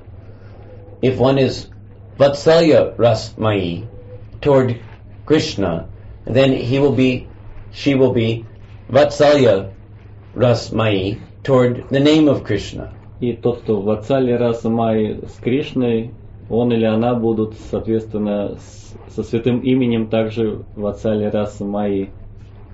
So, at the stage of bhava, one's relishment of the pure name is, let's say, condensed. И на стадии бхавы человек очень концентрированно наслаждается святым именем. Is in the form of condensed nam ras. Это в форме концентрированной нама расы. So, in that way, one should understand that if one has chance to hear the holy name, the pure name, who's chanted by such a bhavuka or premi bhakta, who is on the ascending stages of prema, who are ascending to the perfectional stage, who are crying lolyam, Lalasamai, begging and begging and begging Krishna to be reinstated in his or her eternal constitutional relationship with Krishna in one of the 5 rasas, then if one hears such name from such a devotee, a Siddha Bhakta, then he's also very, very fortunate. Следует понять, что если кому-то доведется услышать как воспевание этого Сидха Бхакты, который уже на подходе к стадии совершенства, то есть он уже буквально готов достичь этого совершенства в духовном мире, он молит и молит Кришну о том, чтобы буквально он проливает слезы и это называется Лауля Ласамай, о том, чтобы Кришна восстановил его в вечном духовном положении, и мы должны считать себя также очень удачливыми, если мы услышим такое воспевание от Сидха Бхакт. Such a second-class Mahabhagavat is certainly fit to bestow the divine name upon the people of this world. То есть этот второй тип Махабхагават также весьма и весьма подходящий, чтобы наделить чистым воспеванием святого имени. However, Однако, the third-class Mahabhagavat is described as being one who has not yet attained the sadhya, or the outcome of the devotional practices. But that means that he still may be, because he has not attained the perfection of the realization of his Staibhav. He is not at the Bhava platform. So he is not yet free from the influences of the three modes of material nature. In other words, he's still in the stages of bondage. And therefore, in spite of the fact that he is considered as Mahabhagavat on account of his chanting the pure name in the, let's say, progress of his sadhana. In other words, Krishna has appeared, he has descended from the material world, having been pleased with his steady practices of Nishtata Bhajan. Krishna has descended, and he's, because of Krishna's divine advent upon his tongue, he is in fact relishing the nectarine taste of the holy name of Krishna, the pure name of Krishna, and association. He's relishing the association of Krishna, who's appeared in the form of the divine name, invested with all of his antaranga shaktis. So because Krishna is Rasovaisaha, because he is the embodiment of all relishable mellows. Therefore, only when the pure divine name is manifest is he able to have nam ruchi, or taste for something, because there's something to be tasted. You understand? Can you gather all this? Yes. Итак, третий тип Махабхагават — это те, кто по-прежнему находится в оковах материального существования. Они еще даже не достигли результата этих практик преданного служения, конечного результата садханы. Но они достигли намаручи, то есть они уже воспевают чистое святое имя, то есть они обрели этот вкус к святому имени, и Кришна ответил им взаимностью благодаря их устойчивому ништита баджану. Кришна ответил им взаимностью, не зашел, и поэтому они как раз и обладают этим намаручи, вкусом, потому что им есть чем наслаждаться. То есть именно Кришна, который не зашел, позволяет им испытывать этот вкус. Prabhupada is mentioned in one essay that was printed in one of Bhaktisiddhanta's magazines, The Harmonist, that when Krishna will appear as the divine name within the heart of a devotee, being pleased with his steady practices of devotional bhajan, and when the divine name will dance on his tongue, then every word that comes from that devotee's mouth is spiritually surcharged, empowered Shabda Brahman. И Шрила Прабхупада в одном эссе, статье, которая была напечатана как-то в журнале «Гармонист», он говорит, что когда чистое святое имя не сходит на преданного, то все, что бы он ни говорил, затем будет шабда браманом, то есть наделено полностью природой абсолютной истины. Such a devotee whom Krishna has mercifully chosen to keep company with in the form of his divine name is very, very fortunate.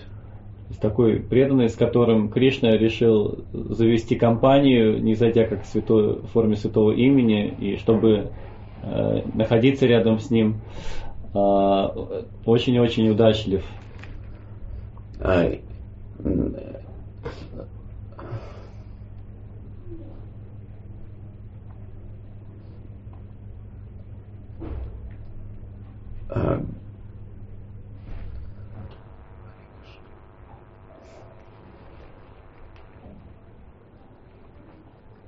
Although he is, I should say that because he is not, although he is, let's say, is object of special mercy of Krishna and Krishna Nam, still, on account of his not yet being free, completely freed from the influence of the three modes of material nature, it is considered that he is to be having both his feet in this material world, but because he knows the goal of his bhajan, because he is bent on achieving the perfection of the realization of a particular bhava in one of the 5 primary rasas. In other words, because he is, let's say, absorbed in practicing those devotional activities which connect him with his desired bhava. Nija abhishta bhav sambandhi, it is described. Sambandhi means that which connects. So, because he's absorbed in those devotional activities which connect him with his desired bhava, and because it is expected that he will attain the perfection of that bhava on account of his taste, ruchi, for pure devotional practices, he is to be understood to be having his eyes in the spiritual world. Если так про такого преданного можно сказать, что он имеет 2 ноги, скажем так, в материальном мире, потому что он еще по-прежнему в оковах материального существования, он еще не достиг полностью успеха, но в то же время он повторяет чистое святое имя, и он полностью поглощен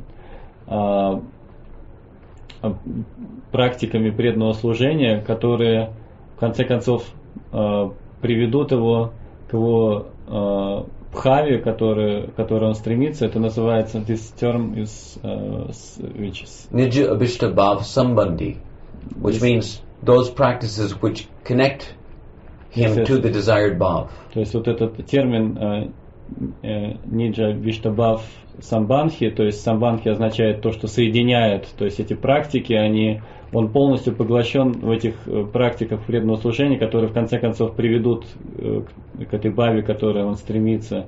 То есть на основании этого можно сказать, что он имеет глаза в духовном мире. Such a devotee is also considered as a Mahabhagwat because he's chanting the pure name of Krishna. The pure name of Krishna is situated within his heart. The pure name of Krishna is dancing on his tongue. He's always keeping company with Krishna via media, Krishna Nam, Shuranam. То есть такого преданного также нужно назвать Махабхагаватой, потому что он чисто воспевает чистое святое имя, то есть он, можно сказать, вводит дружбу с Кришной, он находится в компании с Кришной. В виде святого имени.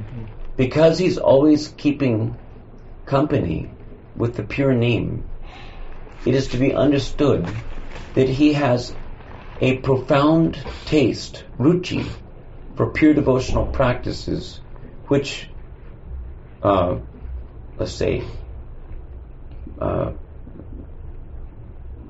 develops into asakti, or profound attachment to the lotus feet of Krishna. Поскольку он постоянно поглощен воспеванием святого имени, можно осудить на основании этого, что он обладает ручи, то есть таким вкусом, которое в конце концов приведет к асакти, which is a profound attachment to the lotus feet of Krishna. Исключительная привязанность к лотосным стопам Кришны. So, such a Mahabhagavat, although he has both feet in this material world, that means that he is not yet completely free. He's still in the stage of bondage. Yet, because he has his eyes in the spiritual world, and because he's chanting the pure name of Krishna, he has the pure name of Krishna to give. So it is also quite possible for him to bestow. In other words, he is also fit, although not the fittest, but he is also fit to bestow the name of Krishna upon the people of this world. И этот третий класс Махабхагават, хотя он двумя ногами в материальном мире, он по-прежнему находится в оковах материального существования, не достиг еще полностью совершенства. Тем не менее, его глаза в духовном мире, и он воспевает чистое святое имя, и он, можно сказать, обладатель этого святого имени, и это означает, что он также способен наделить его этим святым именем других, хотя, может быть, он не является, так сказать, наилучшим, но, по крайней мере, он годен для того, чтобы дать святое имя другим.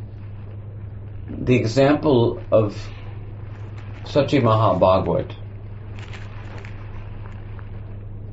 which Jiva Goswami gives, is Narada Muni in his previous life, before he became Narada Muni, as the son of a maidservant, when he got darshan of Lord Vishnu, and then Vishnu disappeared from him and spoke from the sky, telling Narada that I will only appear to you this one time, not because you deserved so much, but because I want to increase your anxiety for attaining me. So I will only appear to you in this one time. Then he says that those who are attached to the modes of material nature can hardly see me. Those who are still attached to the modes of material nature can hardly see me. So they cannot get my darshan. They are not fit to get my darshan. But by my special mercy, I've appeared to you in spite of the fact that you are still not completely freed from the influence of the modes of material nature. И примером такого Махабхагавата третьего типа Джива Госвами дает, приводя пример Нарады в его предыдущей жизни, когда он был сыном служанки, и он однажды увидал Кришну лишь на короткое время, и это не так, что Нарада заслуживал этого так особенно, но просто по своей беспричинной милости Господь не зашел для того, чтобы усилить его привязанность, чтобы стимулировать, что ли, его привязанность и потерял последний часть.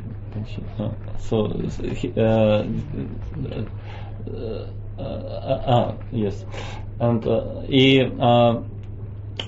Для тех, кто привязан к трем гунам материальной природы, Господь не склонен являться, но иногда по своей беспричинной милости Он делает это, чтобы усилить преданность тех, кто стремится к Нему. Such jata ruchi sadhakas. That means sadhakas in whom ruchi has taken birth, in whom ruchi has appeared, you can say.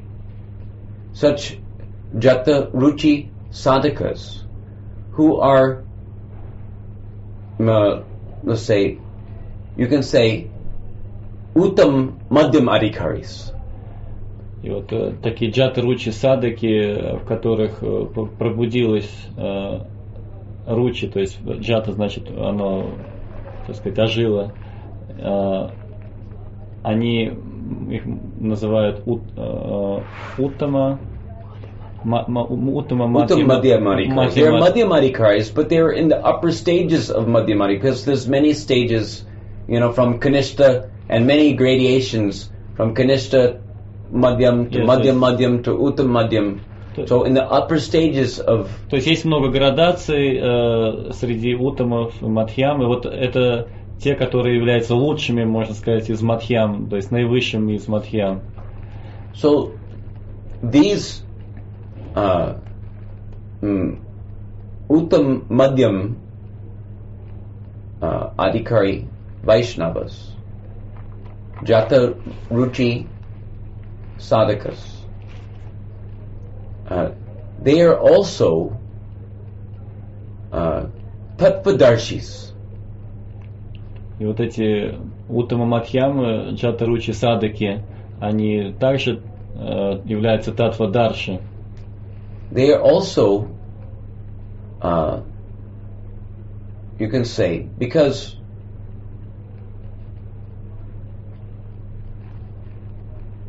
Jnaninas tattva darshana means that they are having the darshan. They can see the truth because the truth has presented himself by his own sweet will, by his own kindness, because the truth has descended in the form of the pure name, so that he can actually taste the sweetness of the pure name. He's knowing the name, and he's serving the name, he's loving the name, he's absorbed in, as Bhaktisiddhanta Saraswati Thakur, he's absorbed in the service of the divine name. So, such tattvadarshi, even though he's sadhaka, even though he is madhyam adhikari, he has not gone to the sadhya, but he's Mahabhagwat, and he has certain rights, eligibility. He has adhikar for, let's say, chanting the pure name and bestowing the pure name upon those who are receptive hearers of his chanting of the pure name.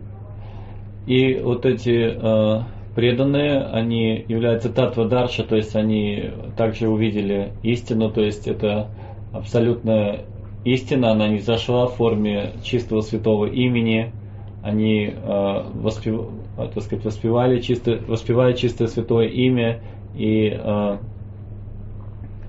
поэтому они приобретают определенную квалификацию или, скажем так, права, они также становятся уполномоченными, чтобы наделять святым именем других.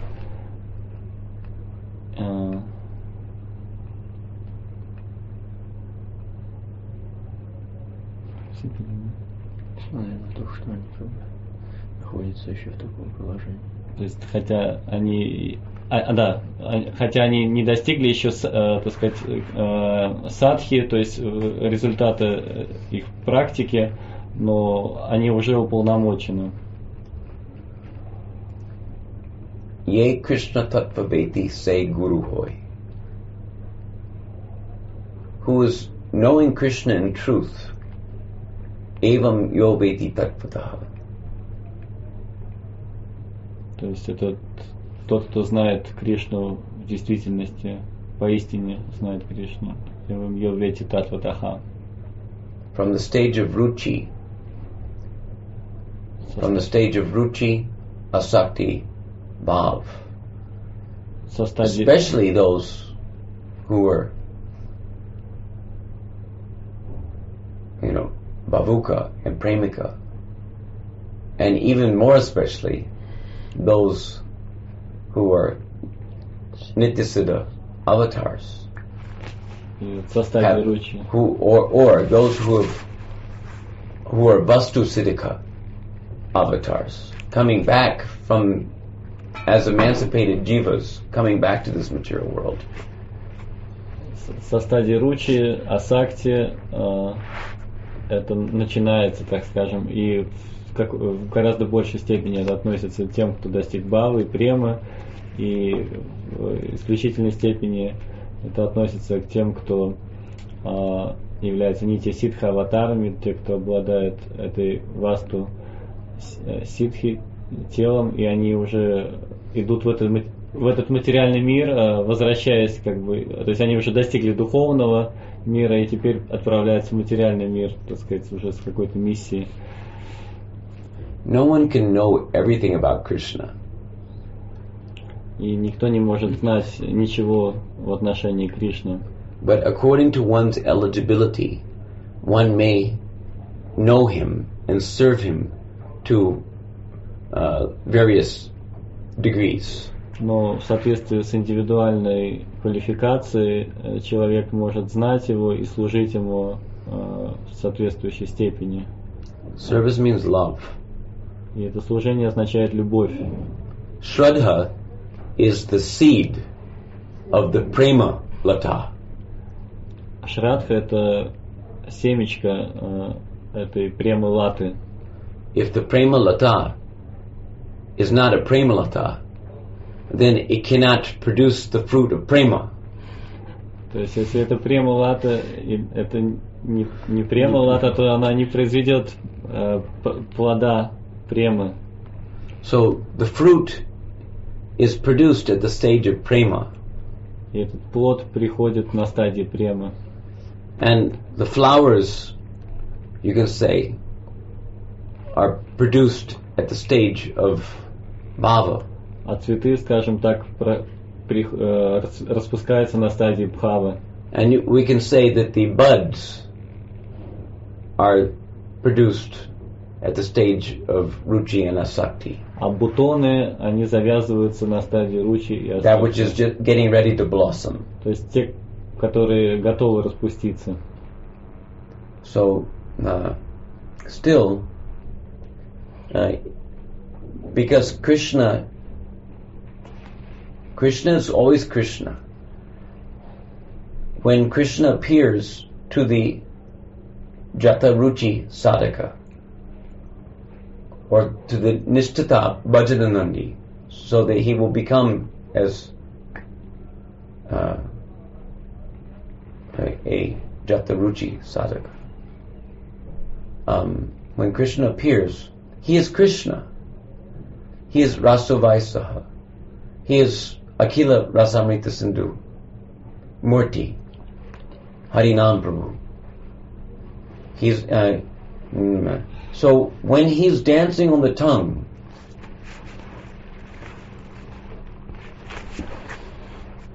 who is chanting may not have realized the highest perfection in the matter of the cultivation of his devotional sentiments toward that Harinam Prabhu who is dancing on his tongue.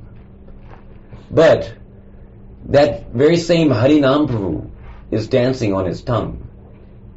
The same Krishna is dancing on his tongue who is dancing on the tongue of the Premika Bhakta. The only difference is that the emotional or the devotional sentiments of the devotee who's chanting may not be matured. But Krishna is Krishna. So if you receive Krishna Nam, Shuddhanam, from the Jataruchi Sadhaka, you are also receiving the pure divine name, initiation into the pure divine name.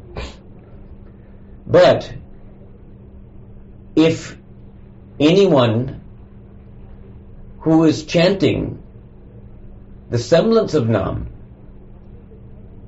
who is not yet blessed by the divine appearance of Shuddhanam within the heart and on the tongue, if anyone who is chanting the semblance of Nam will do kirtan or will give the initiation, he will not be initiating the hearers into the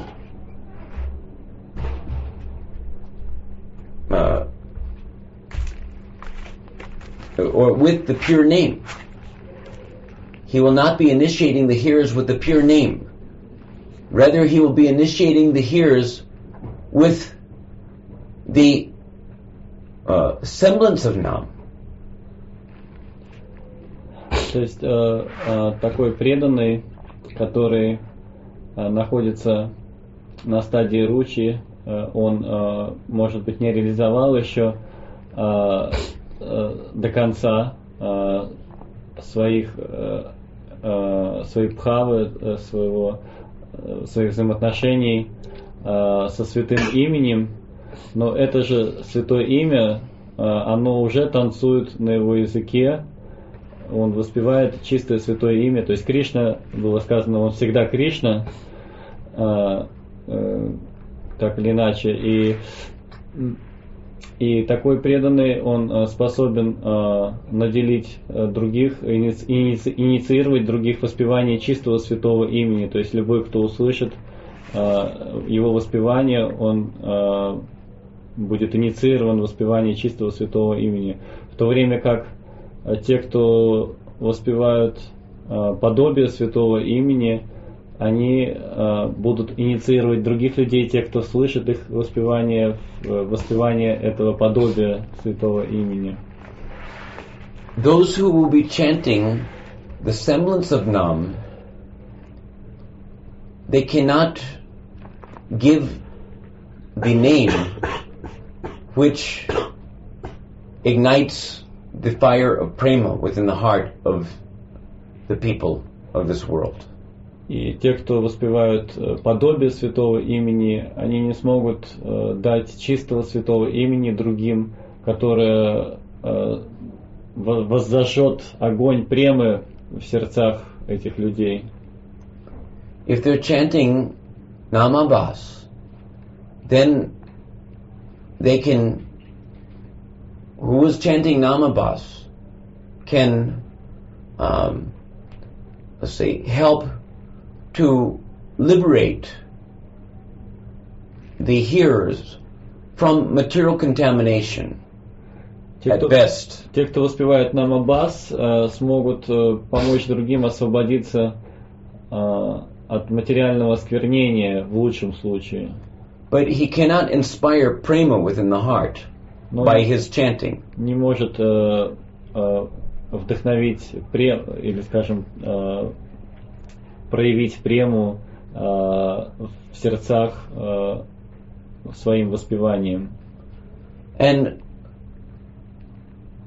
it should be also pointed out that by hearing the so-called name, the apparent name, which is offended name, from the lips of a non-devotee, or a namaparadi, or a mayavadi, or a professional kirtaniya,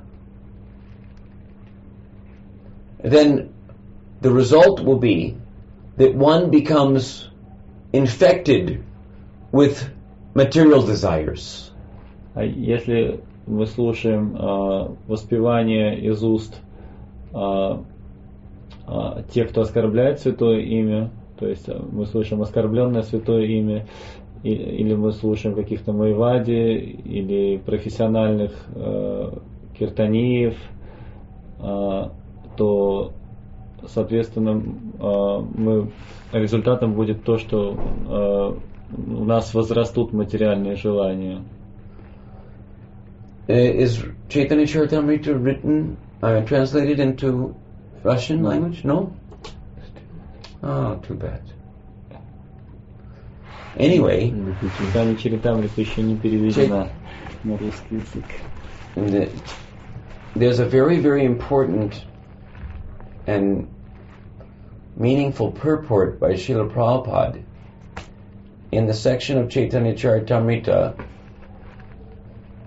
Perhaps someone who's read the English version can find it and translate that purport for the benefit of whoever is listening to this discussion, because I don't have the book handy right now. But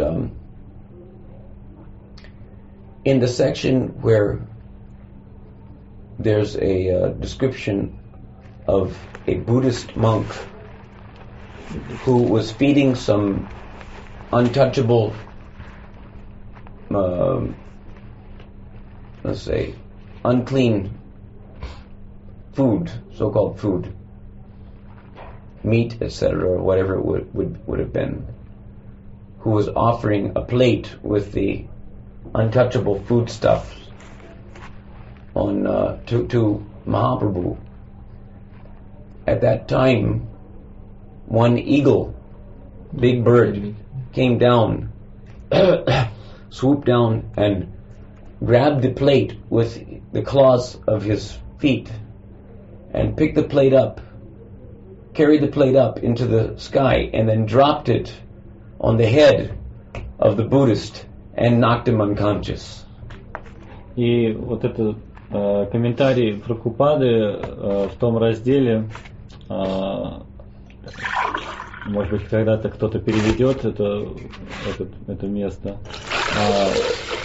описывается, как один буддийский монах предлагал поднос с оскверненной, так сказать, пищей, там, может быть, мясо было или что-то такое очень отвратительное, Господу Чайтанье, и в этот момент с небес слетел орел, который выхватил этот поднос когтями из его рук, и затем с высоты уронил на этого буддийского монаха, ему прямо попало по голове, и он потерял сознание. Anyone else want water? So, Mahaprabhu told to the disciples of this Buddhist monk, this Buddhist guru, bogus Buddhist guru,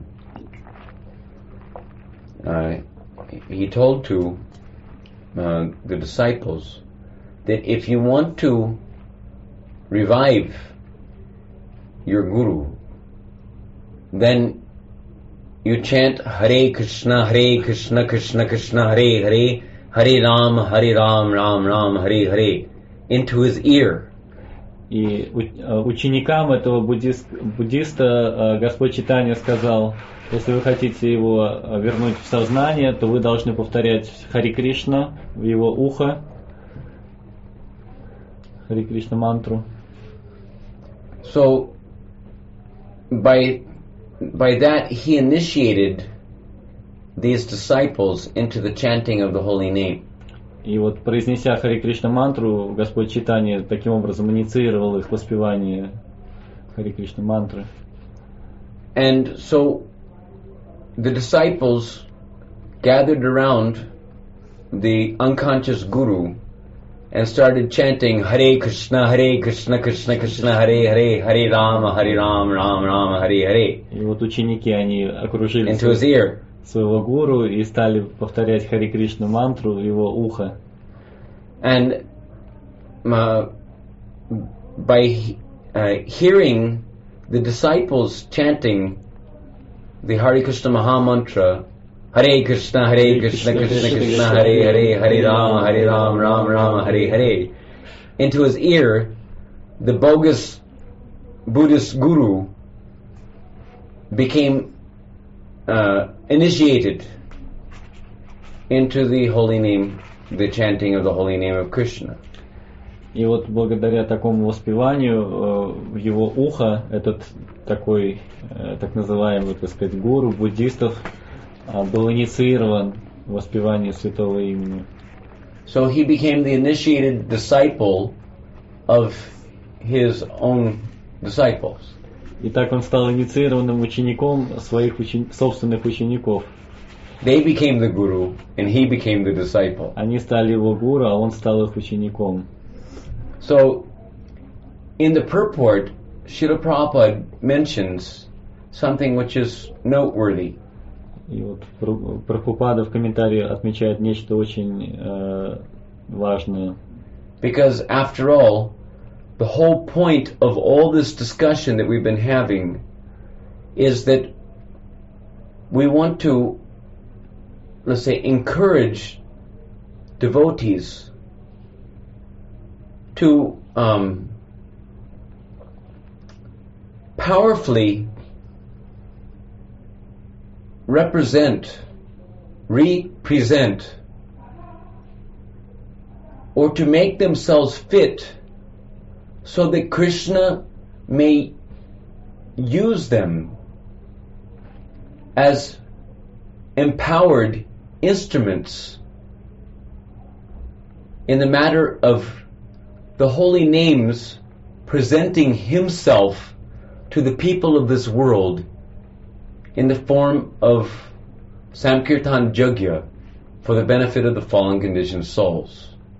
То есть вот тот момент, который мы обсуждали с самого начала, состоял в том, чтобы вдохновить преданных, чтобы они постарались сделать так, чтобы стать такими подходящими инструментами в руках у святого имени, чтобы правильно представить его, или как вот по-английски это слово, represent, это значит, что представить уже, как сказать, от себя, то есть в свою очередь, как бы другим, совершенным образом в этой миссии Санкиртана. Srila Prabhupada tells that our devotees of ISKCON in all major cities all over the world are going out on the streets and loudly chanting the holy names of Krishna. И Шрила Прабхупада говорит, что наши преданные в разных концах мира выходят на улицы и громко воспевают святое имя. And, very interesting point, дальше очень интересно. Prabhupada says, and by this loud chanting of the holy name of Krishna, everyone is initiated into the chanting of the holy names. И Шрила Прабхупада говорит нечто интересное. И благодаря такому воспеванию каждый, кто слышит его, становится инициированным в воспевании святого имени. However, taking into consideration all of this background of information that we've previously discussed, we should think deeply that is everyone being initiated into Bhuktinam, Aparadnam, Muktinam, Abhasnam, or Shuddhanam, Bhaktinam, Premanam.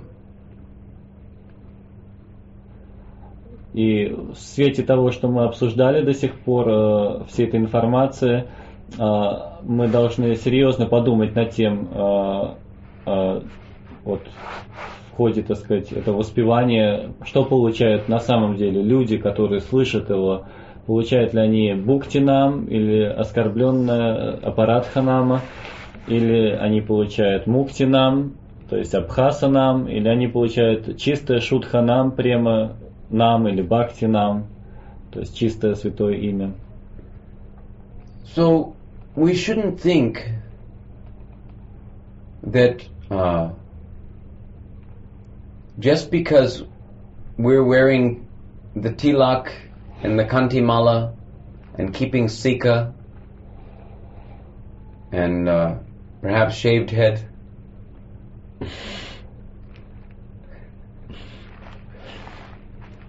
etc. And because we go out and, you know, banging the mridangas and these things, the sahajis are also doing like that. But if someone is chanting the offended name, if we're committing offenses against the holy name, if we're maintaining material attachments even after understanding so many instructions on this matter, if we're committing sinful reactions, or if we're committing sinful actions on the strength of chanting the name, if we don't have complete faith in the chanting of the holy name, these are all offenses against the holy name. It is not that just because we're chanting loudly Hare Krishna, that we are chanting the holy name. It is not because we're chanting loudly that everyone is getting initiated into the holy name. The offended name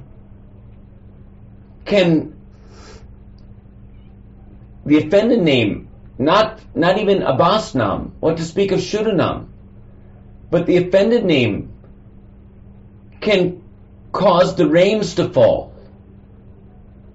The offended name can make it possible for people to become, let's say, materially pious. The offended name can make it possible for us to solve our japati problems. Because the rains will come, the grains will be grown, the stomachs will be filled. But the offended name, because it only gives bhukti, material sense gratification, but it can never give liberation from repeated birth and death. At least the Abhasnam, at least it is so important that the members of our Krishna consciousness movement, we can do the people a little good by at least helping them to become freed from repeated birth and death. What is the use of continuing their samsara, even by going to the heavenly planets, so that they can enjoy celestial sense gratification, and then again come to this Martyalok, to, let's say, die like the cats and dogs without understanding the science of self-realization. То есть преданные, они могут выходить на улицу, иметь тилок, кантималу, одеты быть в куртку там и так далее, так сказать, может быть даже побриты быть, тарабанить по мриданге там и все такое прочее, но если они произносят святое, то есть произносят Хари Кришна Махамантру, это еще не означает, что они воспевают чистое святое имя. То есть это может быть также оскорбительное воспевание, если преданный по-прежнему совершает оскорбление святого имени, допустим, он может сохранять материальные привязанности, даже выслушав множество наставлений по этому поводу, он может по-прежнему грешить, полагаясь, что чистое святое имя поможет ему избавиться от реакции, он может по-прежнему не иметь твердой веры в святое имя, то есть вот эти все оскорбления он может совершать, и таким образом те, кто будут слушать такое воспевание на улице, они ничего кроме бхукти не получат. We're trying to come to a point here that, in other words, it's not enough to remain on the offensive platform and think that we're doing something wonderful by going out and loudly chanting the holy name, supposedly for the benefit of the people of this world. То есть мы не должны думать, что, повторяя оскорбительно святое имя и выходя на улицу, воспевая, мы делаем нечто удивительное ради блага людей этого мира. Because the offended name is material, mundane, mayic sound vibration, it can only yield material result or material benefit. Потому что это оскорбленное имя, это всего лишь мирское, такое, скажем, материальное, маическое представление святого имени, которое приносит лишь материальный результат. So we can give people material benefits. We can help people to be materially benefited by loudly chanting the offended name. Мы можем дать людям материальное благо, громко воспевая оскорбленное святое имя. So, but the point I'm making here is that at least the devotees should be on the clearing stage of Nam Bhajan. If they're on the clearing stage of Nam Bhajan, then at least they're helping people to become liberated from material bondage. То есть тот момент, который я здесь хочу подчеркнуть, это то, что преданный, он должен быть хотя бы на очистительной стадии, потому что на этом уровне, воспевая, он может позволить людям избавиться от материальных оков. At least they're helping people to become liberated from or freed from sinful reactions. То есть, по крайней мере, он поможет людям избавиться от греховных реакций. Which means they're at least becoming freed from sinful life. Что означает, что, по крайней мере, они освободятся от греховной жизни. So, and because it's mentioned that just once chanting the Namabhas, one destroys more sinful reactions than one can possibly commit in a lifetime. Потому что говорится, когда человек хотя бы раз повторил Намабас, то это устранит так много, гораздо больше греховных реакций, чем он может даже совершить, так сказать, приобрести. So that you know, it looks at least a little better than just infesting people with material desires. Это выглядит получше, нежели наделять людей материальными желаниями, By broadcasting the offended name. распространяя оскорбленное святое имя. At least they become freed from materialism То есть by hearing the semblance of Nam, Abbas Nam. То есть, по крайней мере, воспевая вот это подобие святого имени, они могут I said at least they can become freed from materialism, or they become less materialistic то есть они могут, by hearing.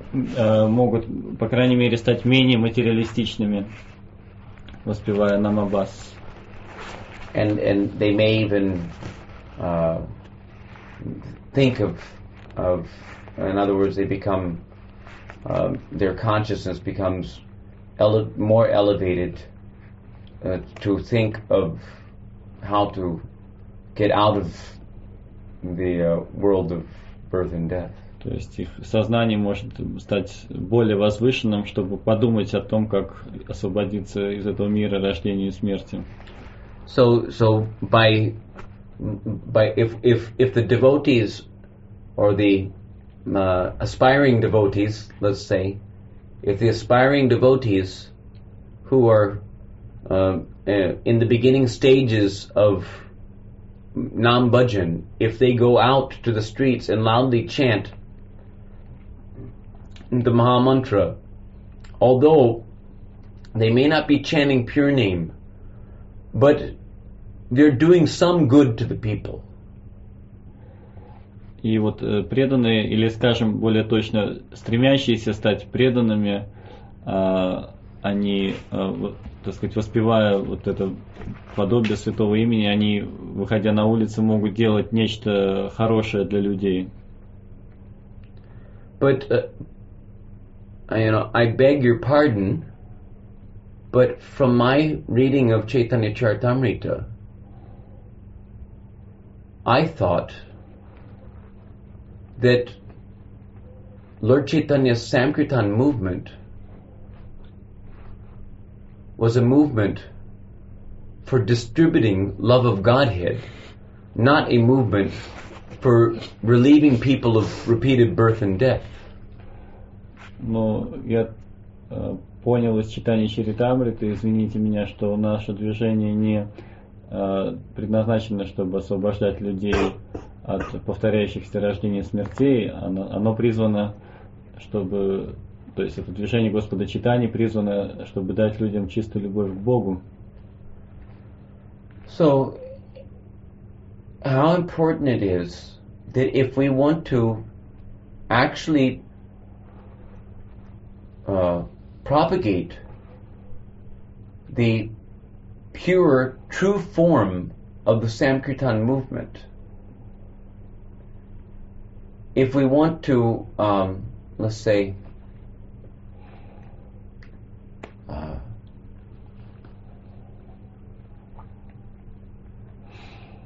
what is it?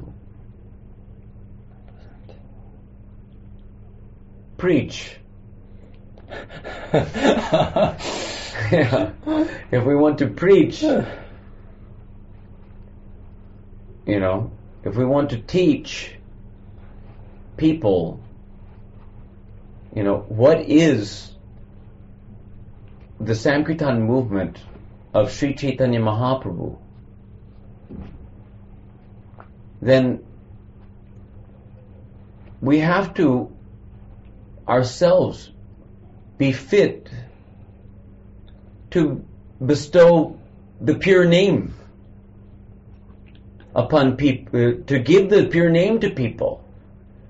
If we cannot give the pure name to people, then how are we propagating prema dharma?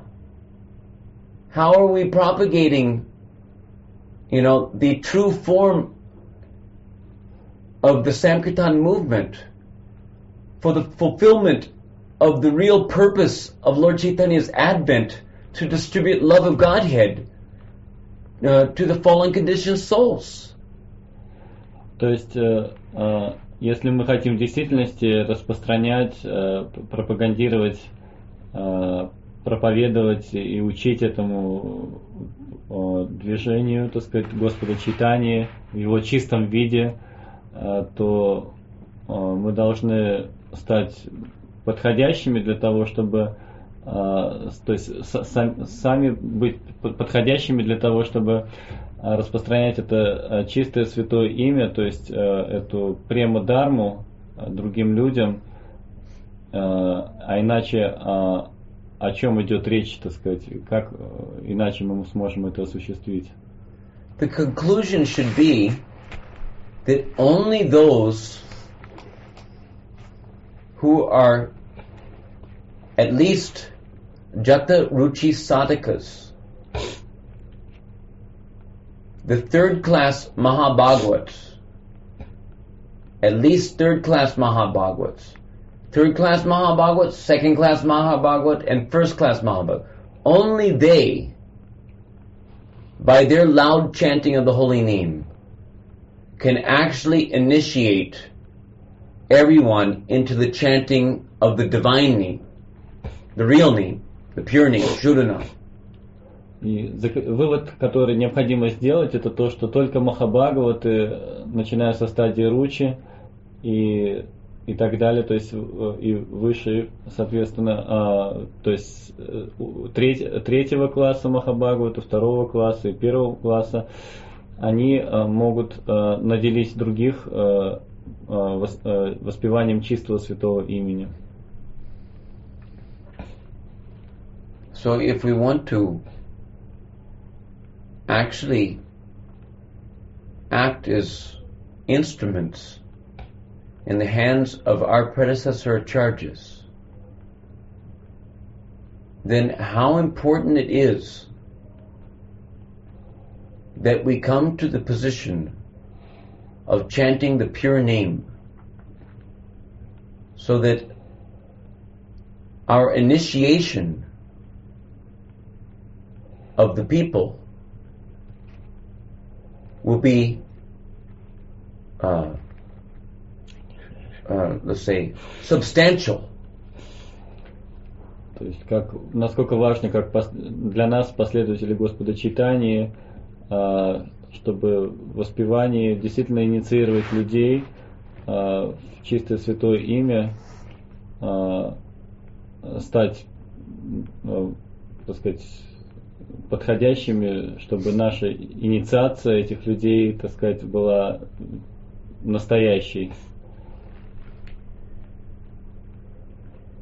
If the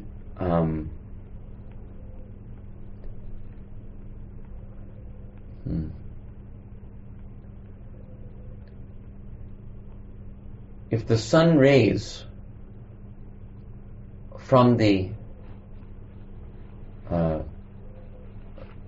although there's connection, it is described that there's connection between the sun rays and the sun. It is not reflected. There's actually connection with the sun rays and the sun. But you'll notice that only when the sun goes above the horizon and comes to the middle of the sky and shining down brightly, only then it has its most purifying effects.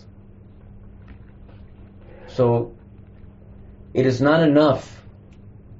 We cannot expect much purification of the ego, because what is the ego? The ego means identity. You cannot expect the purification of the ego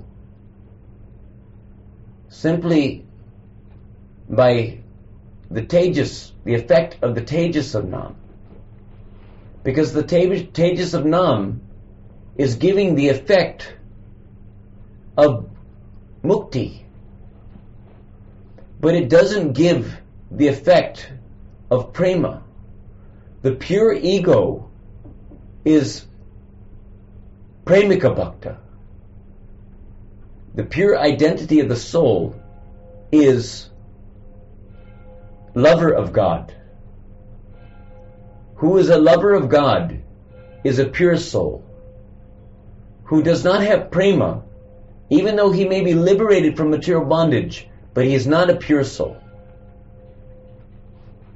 It may be seen from one perspective that he's purified from material contamination, but his egoism is not pure.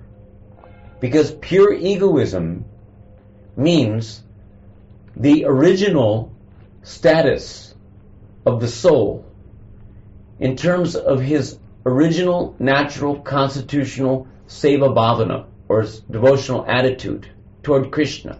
That is premika bhakta. So, the only real purifying effect can be the influence of prema, or the influence of prema nam, or shuddhanam.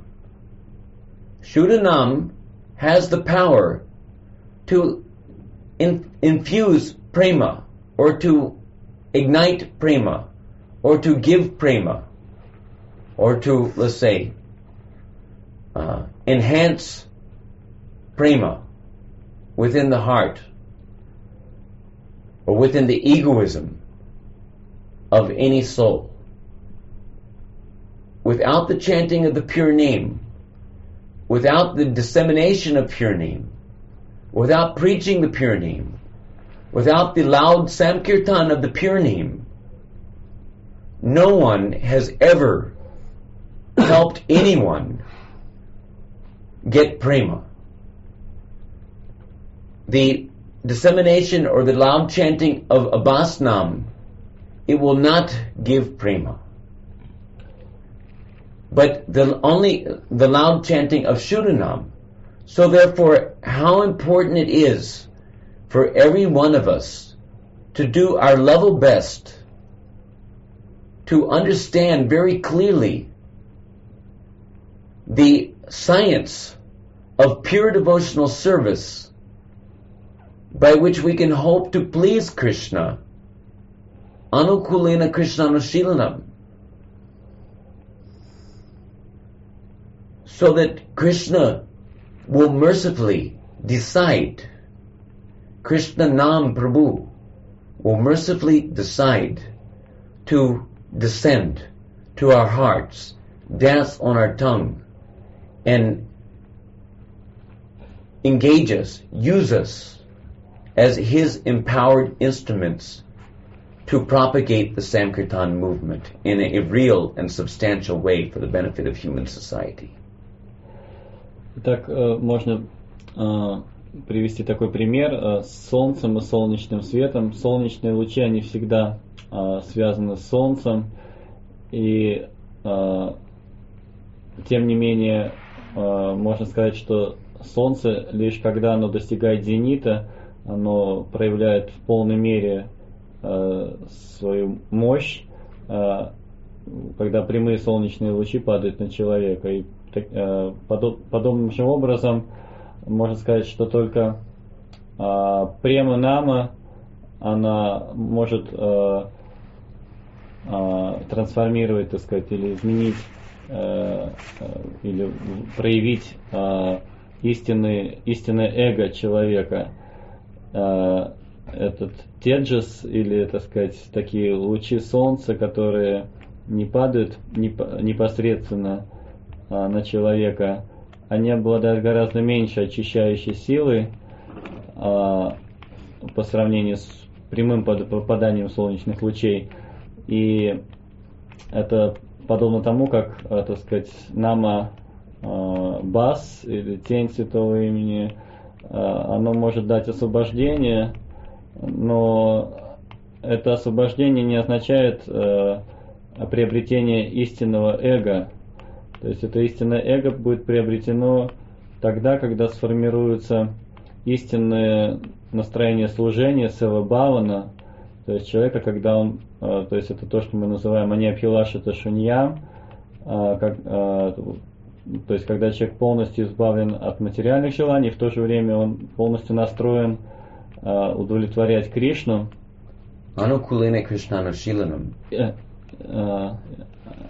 I said that he is determined to satisfy Krishna. Yeah, but that's not Anyabhilasita Shunyam. I'm pointing at the Sarup Lakshana. Yes. Итак, то есть именно подчеркивается момент Сварупа Лакшана, то есть когда человек, Uttama Bhakti.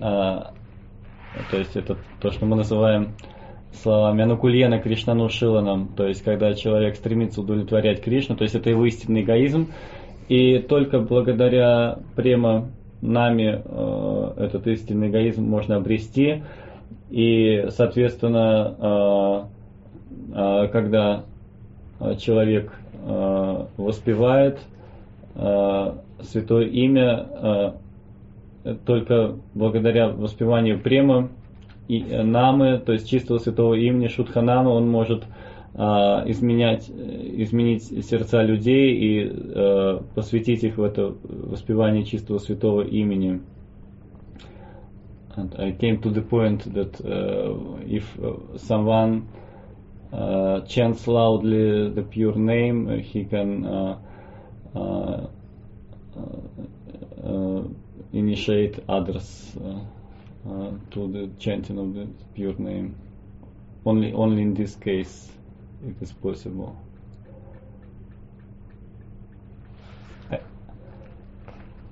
Then? I came to the point that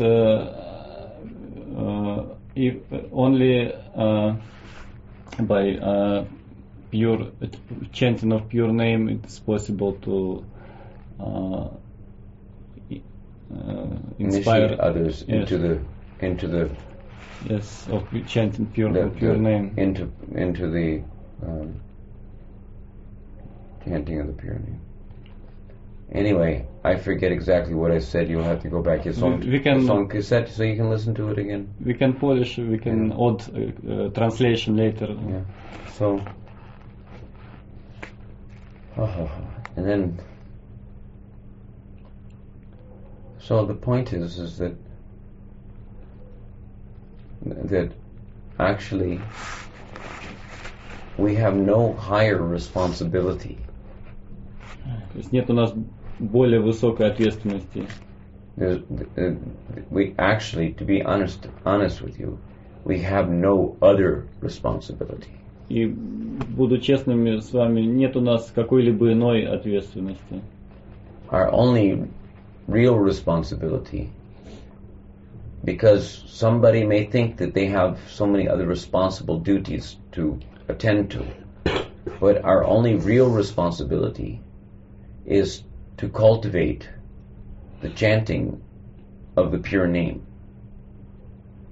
И это наша истинная ответственность. На самом деле у нас нет никаких больше других видов ответственности, хотя какие-то люди могут думать, что есть масса обязанностей и так далее, но нет у нас иного долга, помимо культивирования, воспевания чистого святого имени. Everything else is secondary. Все остальное вторично. Everything else can only be considered valuable to the extent that it pursues, or that it helps to pursue, the prime responsibility of every jiva, especially every devotee, to chant the pure name. И все остальное может считаться ценным только в той степени, насколько оно помогает этому главному, так сказать,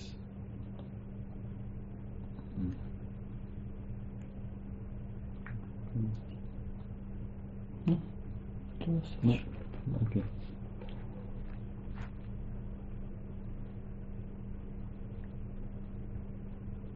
So,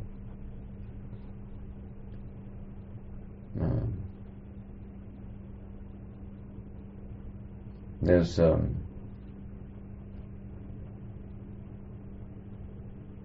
because someone may feel that if we're not chanting the pure name, then what's the use of even bothering to go out on Harinam Sankirtan, so-called Harinam Sankirtan? Кто-то может подумать, если он не воспевает чистое святое имя, то, может быть, не связываться с тем чтобы выходить на эту санкиртану, или так называемую Харинама санкиртану? What's the use of just going through the motions Какой толк там просто напрягаться, if the pure name has not yet advented or manifest? если святое имя до сих пор еще не проявилось? So, the answer to that question is twofold. И ответ на этот вопрос, он как бы двоякий. Firstly,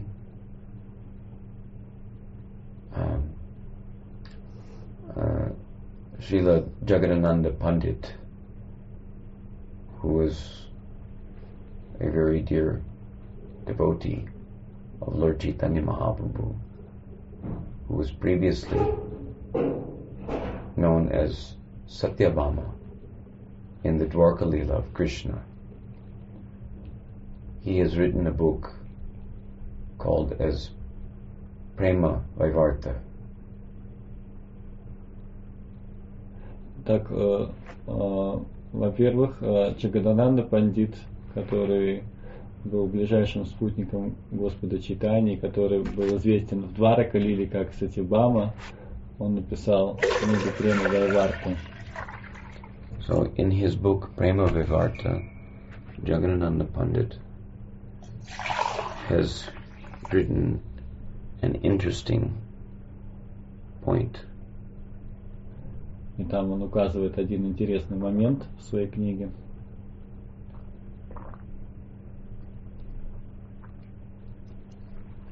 That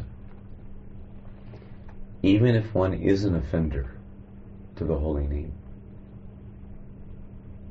если даже кто-то не является оскорбителем святого имени, but if somehow or other, by the mercy of the Vaishnavas, the pure devotees,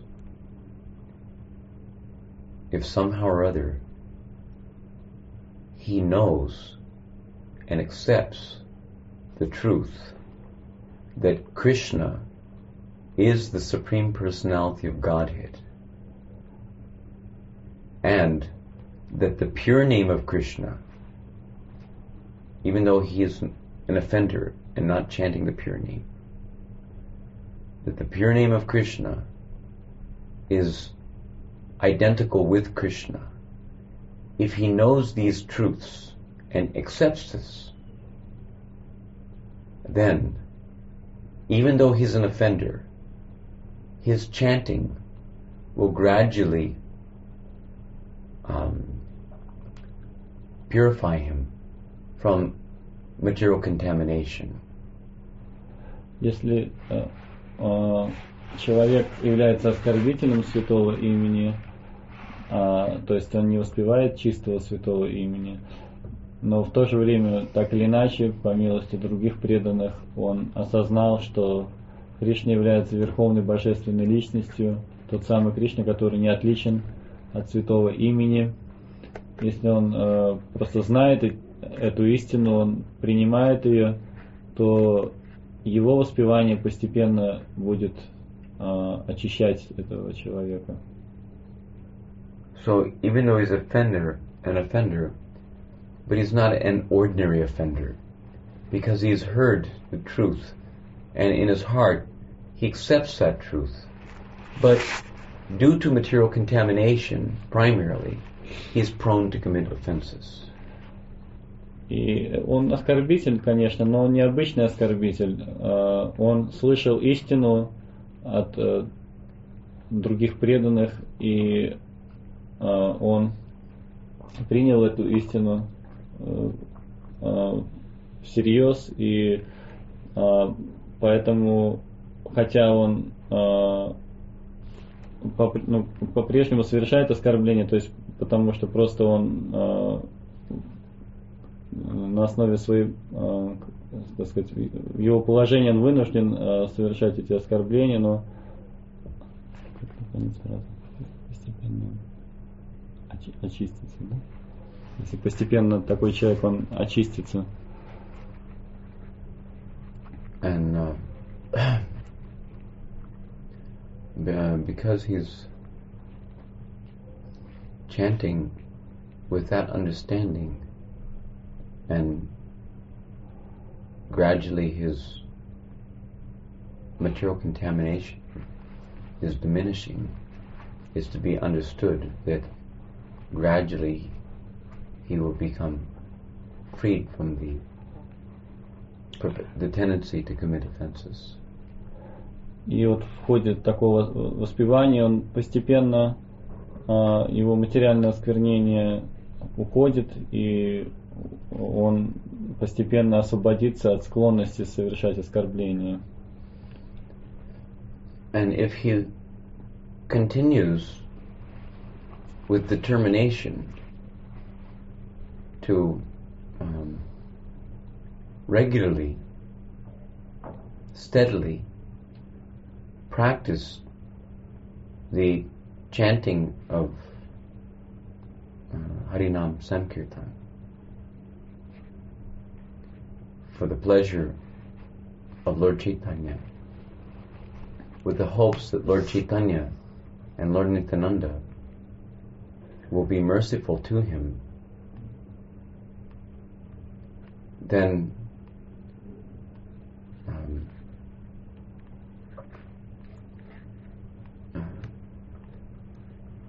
when Lord Chaitanya will see that you're doing your level best in spite of the fallen condition, that you're doing the level best to steadily, with determination, go on performing Harinam Sankirtan. When he sees that determination, when he sees that steadiness, that's why we should go out regularly. So that Lord Chaitanya will see our steadiness, our steady determination to perform Sankirtan Yogya. And then, because Lord Chaitanya is more merciful even than Krishna, so he will appear in the form of the Hare Krishna Mahamantra. When he's pleased, then he will appear. It's also helpful to understand that Brajananandan Jay Sachisuto Hoilo say that in this age of Kali, Krishna has appeared as Gora, Sachisuta. So the Krishna name in the Mahamantra can also refer to Gora. And Balaram Hoilo Nitai, the Rama name, can refer to Nitai. Because Gora and Nitai don't consider offenses, then if you will chant the holy name of Krishna with the understanding that that name of Krishna is Gora, and you will chant the holy name of Rama, understanding that the name of Rama is Nitai, then because Gaur and Nitai don't consider offenses, then one's chanting of Harinam Sankirtan will very quickly elevate you to the platform of Shuddhanam. Because, I'm just going to speak, and you can go back and listen to it and translate it later. On another one. Похоже, без перевода дальнейшая часть будет. Because Yeah, just continue. Yeah, make it. It's better. Actually, it would be better like that. Yeah. Anyway, because Easy for you. yeah, because I lose track of what I'm thinking about. You know, waiting for you to. Yeah. You know, I'm trying to hang on to it and stuff. You know. Okay.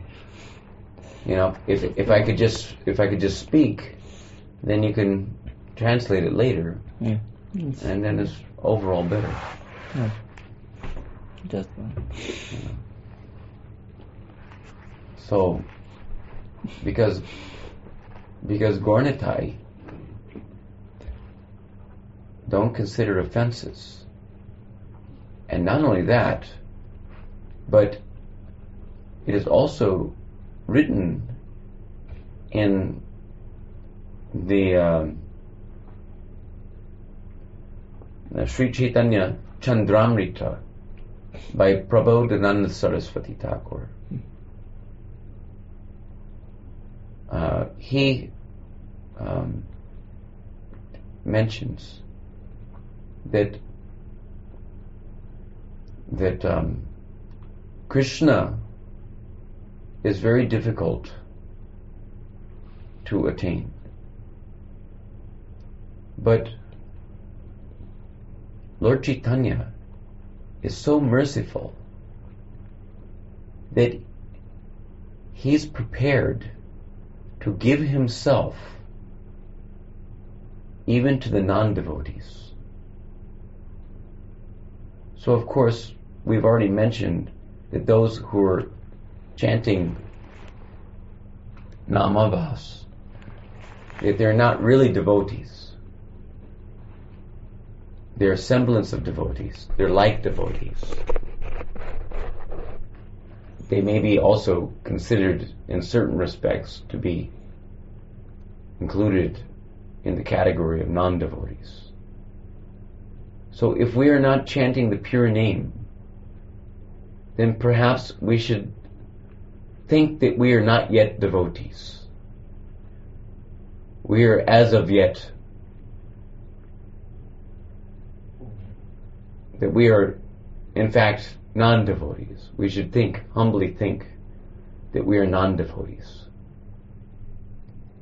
and take solace in understanding that Lord Chaitanya is prepared to give himself even to the non-devotees. As Krishna Nam is more merciful than Krishna himself, so similarly, Gaur Nam is more merciful than Gora himself. Nityananda Nam is more merciful than Nityananda himself. So if Gaur Nitai are prepared to give themselves to the non-devotees, then we should think that how much more so Gaur Nam and Nityananda Nam are prepared to give themselves to the non-devotees. So if we chant the Hare Krishna Maha Mantra,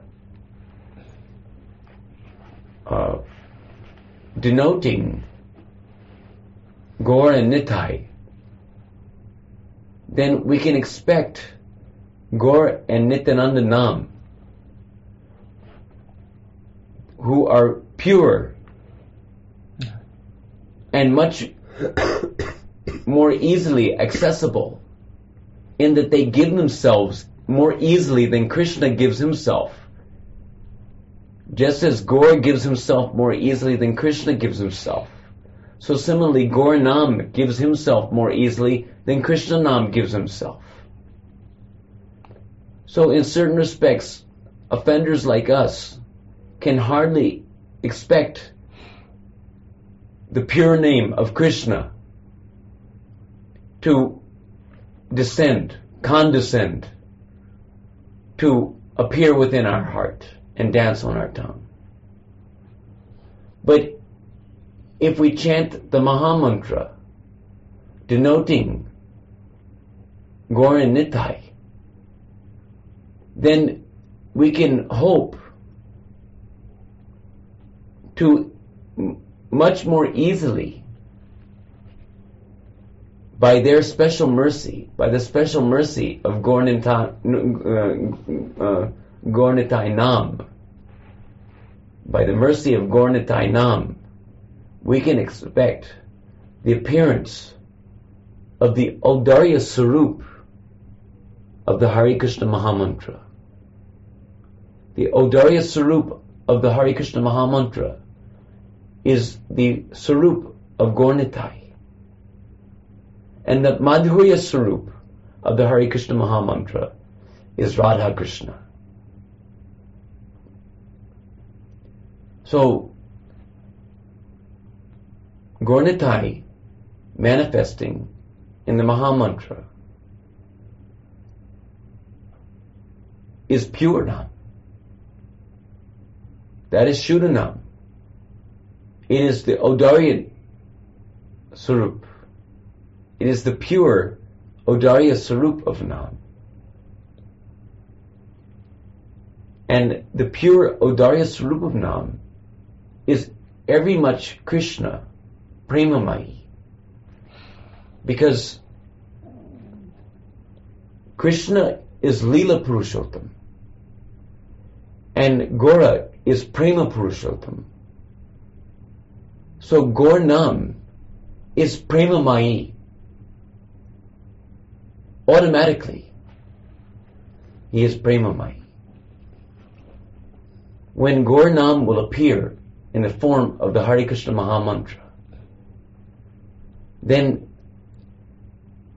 by the mercy of Gaur Nam, who is pure, we may easily, much more easily than otherwise, attain the darshan of the Madhurya Sarup of the Mahamantra. And we can, because by the mercy of Gaur Nam, we may easily, much more easily, be, let's say, infused or inspired with love for Krishna, by which Krishna becomes attracted to the sweetheart of the devotee who has been blessed by the mercy of Lord Gora in his most munificent feature as Gaur Nam. So when we're chanting the Hare Krishna Mahamantra in the Sankirtan, especially on the streets of the major cities of this world, it is highly recommended that we pray in our chanting for the pleasure of Gora. We pray for the descent of the Audarya, most magnanimous feature of Nam within our hearts and upon our tongues in the kirtan performance. Mahaprabhu will give himself millions and millions of times more easily than Radha and Krishna will give themselves. So if we chant in the Sankirtan performance with the mood, with the heartfelt desire, with the prayer to invoke the merciful appearance of the Audarya Sarup of Nam in our hearts and on our tongue, then the people that hear our chanting will be hearing Shuddha Nam by the grace of Lord Gauranga. And they can get something powerful, something solid in the matter of augmenting prema, or in the matter of our, let's say, dissemination or broadcasting, propagation of prema dharma. So this is a very important point. You will find, I'm not making these things up, you will find this idea, this understanding, or at least you'll find the seed of this understanding in Srila Prabhupada's introduction to teachings of Lord Chaitanya. Is teachings of Lord Chaitanya translated into Russian? Yes. Yeah. So you read in the introduction to teachings of Lord Chaitanya, and you will find where Prabhupada tells that the Krishna name in the Mahamantra can refer to Lord Gora, and the Rama name in the Mahamantra can refer to Nityananda Balaram. Nityananda Balaram is not ordinary Balaram. Nityananda Balaram is Madhurya Rasmai, feature of Balaram.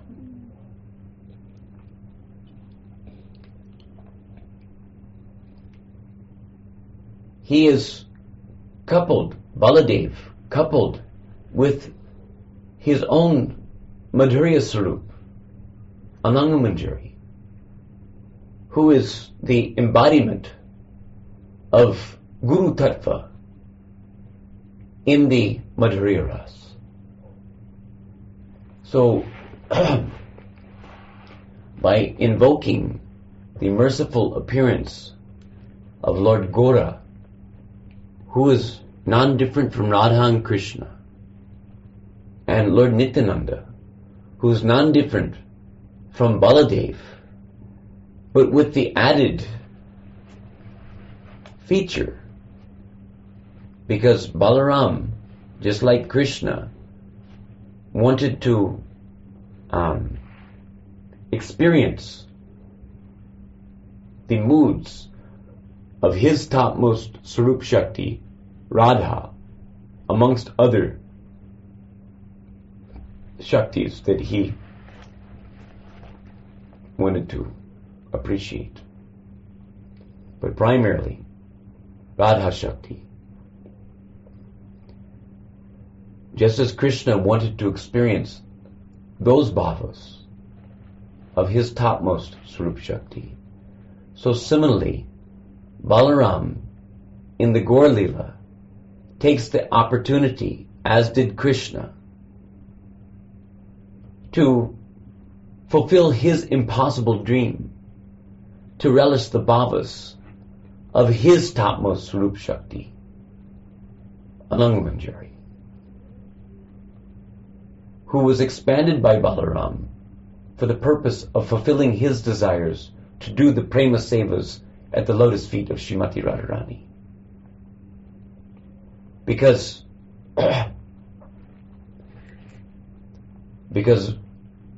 Balaram did not have the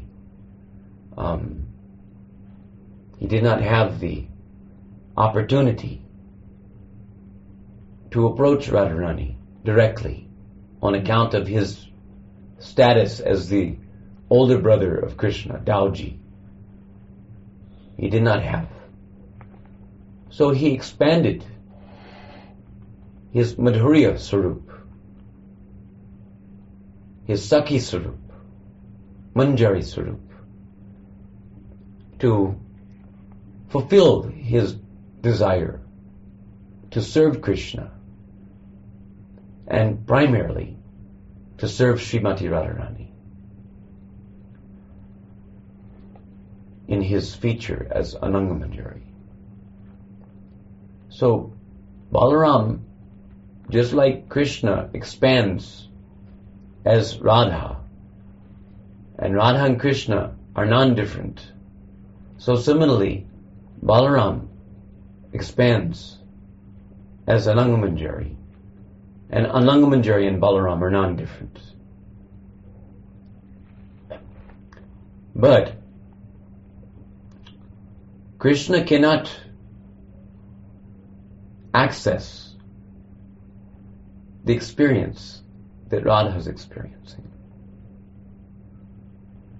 And similarly, Balaram cannot access the experience that Anangamanjari is experiencing. So, therefore, Krishna manifest his Gaur Sarup by combining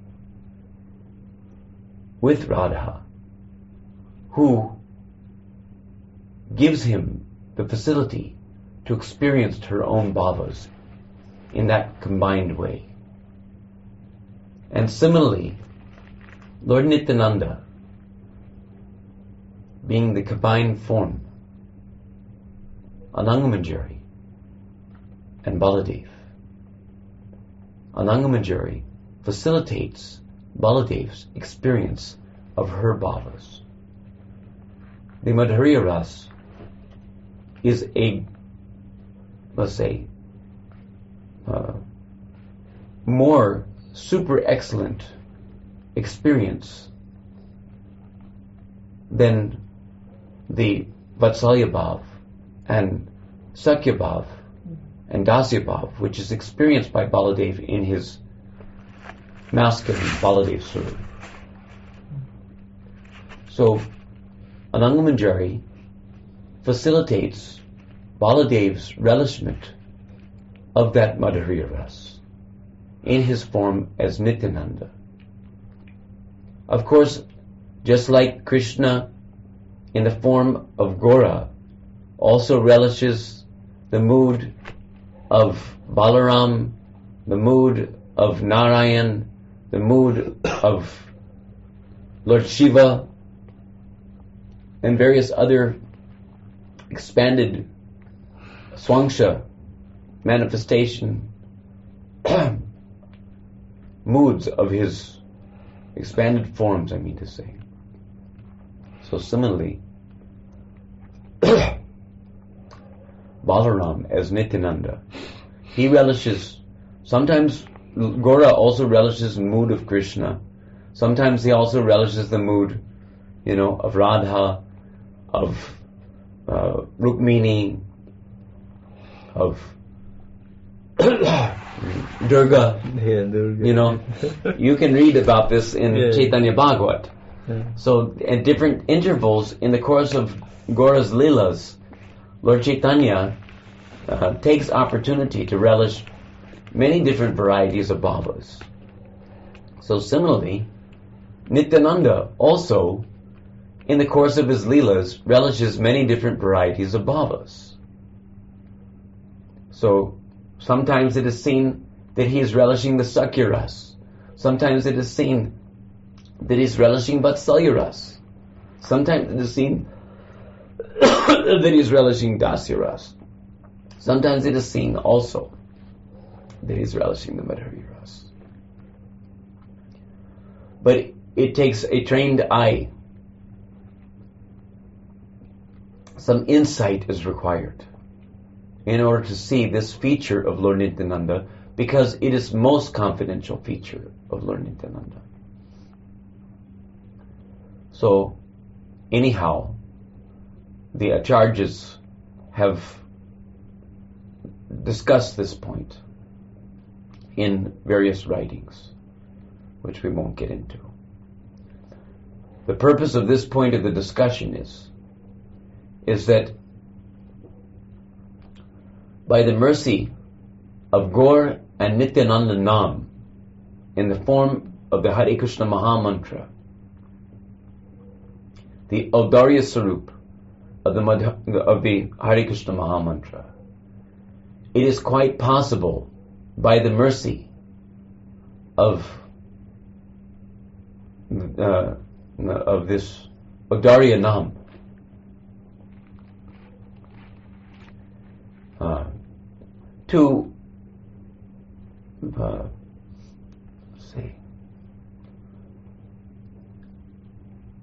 to get love for Krishna in any of the five rasas. Because it is Nam who gives love for Krishna. It is by the influence of Nam that the prema, Nitya Siddha Krishna prema, within the heart, it is Nitya Mukta, Purna Shuddha, Nitya Mukta. What is it? No, that's another verse. Excuse me, sorry.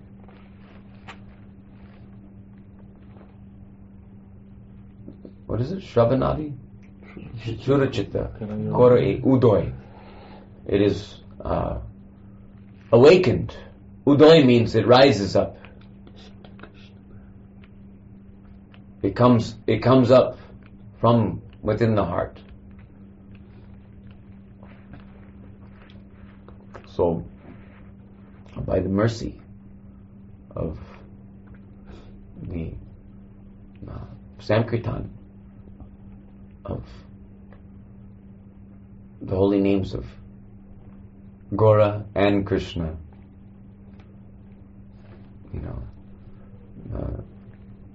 especially Gora, Nam, it is the most highly recommended, because Gora gives himself easier, Gaur Nam gives himself easier. You can expect Gaur Nam to appear long before you can expect Krishna Nam to appear. When Gaur Nam appears by his special mercy upon fallen conditioned souls like us, as Patit Pavana, when he appears in all purity. He appears in spite of our fallen condition. He does not wait. That is his special mercy. Gaur Nam doesn't consider any offenses. Gaur Nam is pure. He is so merciful and so kind. So, most recommended is to take shelter of Gaur Nam. As we gradually take shelter of Gaur Nam, then gradually, we become more and more eligible to attract the attention of the Madhurya Swarupa Nam, Madhurya Nam, Krishna Nam, Radha Krishna Nam. But by the grace of Lord Chaitanya, by his purifying influence, when the sun of Lord Chaitanya has arisen, then it is no longer Namabhas.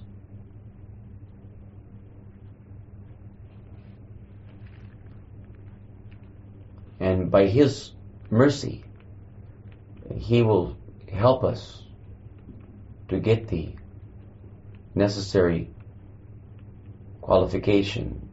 Qualification means proper, pure devotional attitude, loving devotional attitude, by which Krishna, Nam, becomes attracted to associate with us, keep us company. So anyway, I think we should stop now because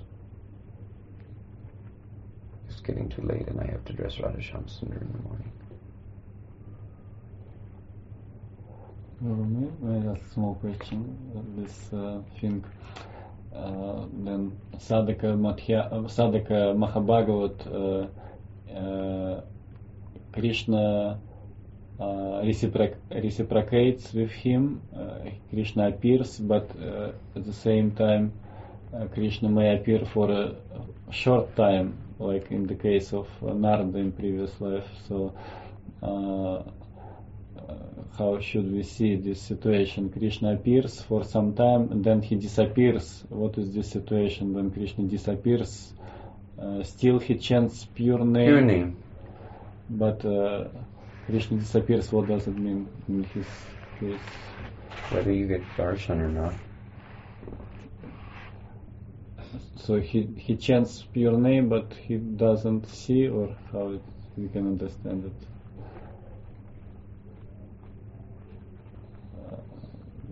Because same Krishna.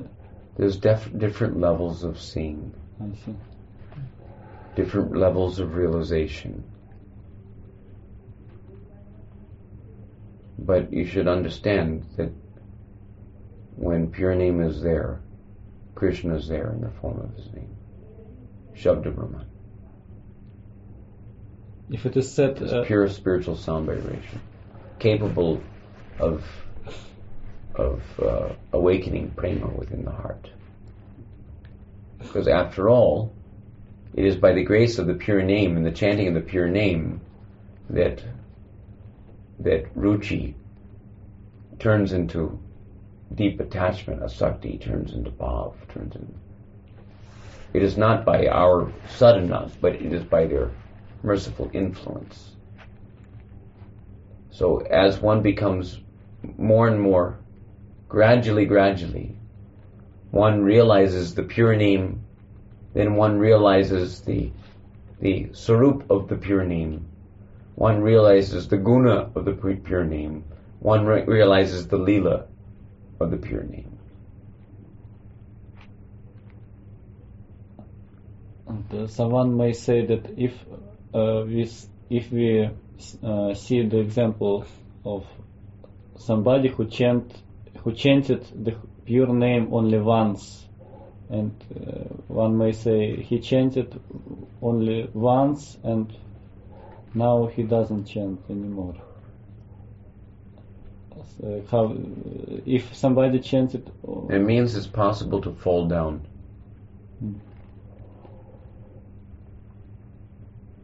But he still chants pure name. No. Krishna can give and Krishna can take away. Krishna can lift the veil of Yogamaya and Krishna can again drop the veil of Yogamaya.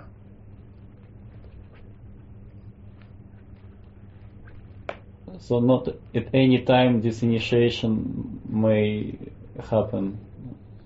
If in this particular moment curtain is covering this soul, then he cannot initiate others. If Krishna recover him, then he can initiate. If Krishna appears within the heart of the devotee, then his initiation is substantial. And then his ability to initiate is powerful. But if he falls from that position, that is called the waning moon of devotional service. Not only is it possible for those who have chaya rati abhas. Chaya rati abhas means shadow attachment to Krishna on account of association with the devotees. But if one commits offenses, then that shadow attachment can be diminished. But it is not only that shadow attachment can be diminished, but even bhava can be diminished. This is described by our acharyas, that even there may be chances, because all the way up to the platform of Vastu Siddhi, there are still residues of anarthas within the heart. So in the lower stages of ruchi or asakti, one may be chanting the pure name. Or even in the lower stages of bhava. Usually at the stage of bhava, usually at the stage of ruchi, one is deriving so much taste from the chanting by associating with the pure name that he becomes very, very careful to guard his creeper against the pitfall of committing offenses to other Vaishnavas. Generally, this is the fact. But sometimes it happens,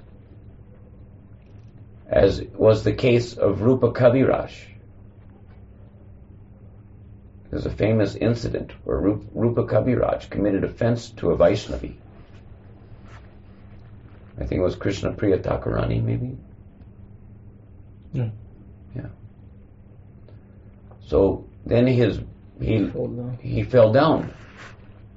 It was first stage of prayer. So it's not that just because I'm chanting the pure name, therefore any damn thing goes, and I can, just without any care mistreat other Vaishnavas or any such thing, because there may be some false egoism. There must certainly be some false egoism if one is still in the stages of bondage, especially if one is still in the stages of bondage, at the stage of ruchi and asakti. There's still some false egoism. So that false egoism means ahankara, that I am the doer. It is by my efforts that I'm getting such taste. It is by my efforts that I'm becoming so elevated and fixed up in Krishna consciousness. But it's not by our effort. It is by Krishna's mercy. If Krishna didn't descend, if he didn't grace us by appearing, if he didn't lift the veil of Yogamaya so that we can see the true form of Nam, if he didn't reveal himself, then it is his doing and what we can do if he doesn't decide to do. So sometimes, due to residues, because the false ego is the finest, most subtle, and most difficult to overcome ultimately. So sometimes some pride may come on account of the false ego of one thinking oneself to be the doer or the cause of the results of his bhajan. But actually, and on that account, he may think that I'm great and these others have not,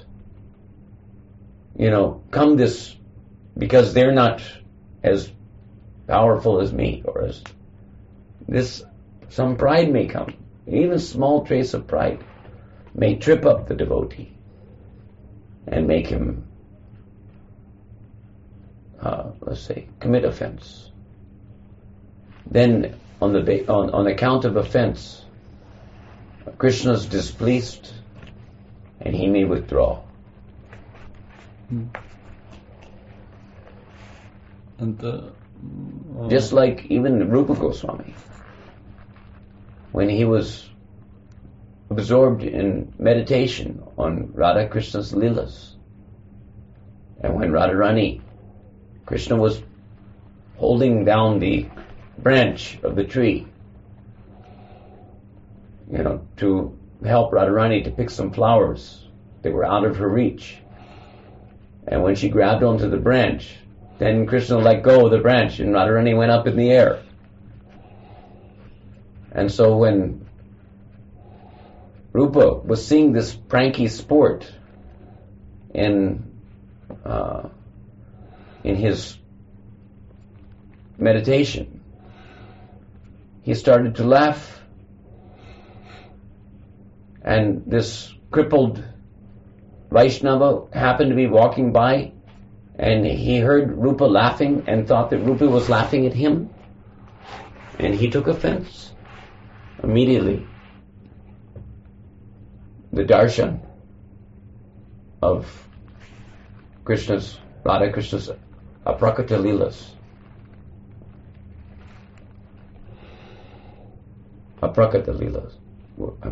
was lost. Because a devotee felt hurt on Rupa's account. So that was inadvertent, but sometimes it happens that due to false pride, residues of false pride, residues of false egoism, even a devotee who's chanting the pure name, he can become an aparadi.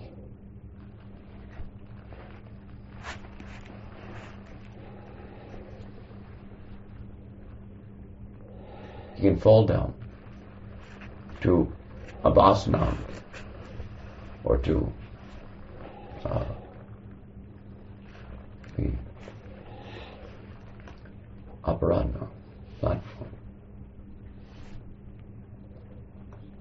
So, therefore, especially the sadhakas,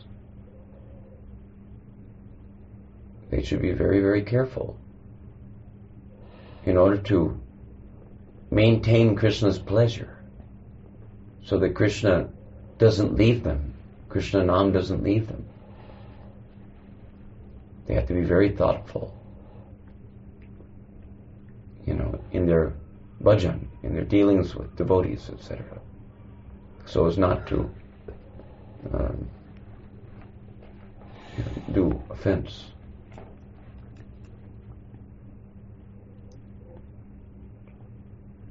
So, but if he's chanting the pure name, at the time that he's chanting the pure name, whoever is hearing that pure name is getting Krishna in the form of Shabda Brahman in the ears, and to the extent that they're accepting in the heart, to that extent they're initiated.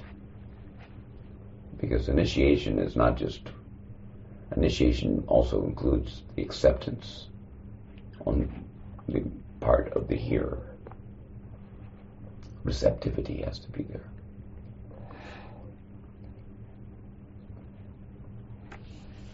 Is that enough for now, please? Thank you very much. The essence of pure chanting is the desire to please Lord Chaitanya.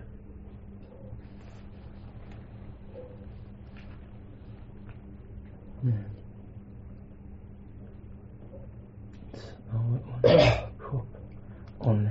Krishna Varna Tusha Krishna Sango Pangastra Parshidam Jagyai Samkirtana Prayar Yajantihi Sumedasa.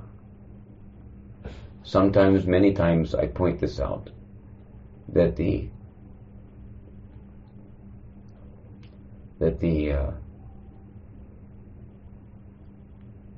Sumedasa means because we are Manda Sumanda Mantayo Manda Bhagya. I pointed this out in the last class. I don't know whether. That we have to have enough brain substance to understand that we're petite, that we're actually fallen. And if we have enough brain substance to understand that we're petite, then we should also have enough brain substance, good intelligence, sumedasa, to understand the great necessity to take advantage of the process that Patit Pavana, Chaitanya Mahaprabhu, came to give the petite in order to deliver the petite from their petite condition.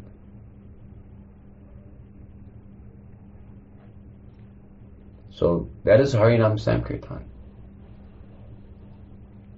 Yujanti hi sumedasaha jagyai samkirtana prayar. Samkirtan means Harinam Sankirtan. It is the primary form of Sankirtan. Book distribution is the extension of that form.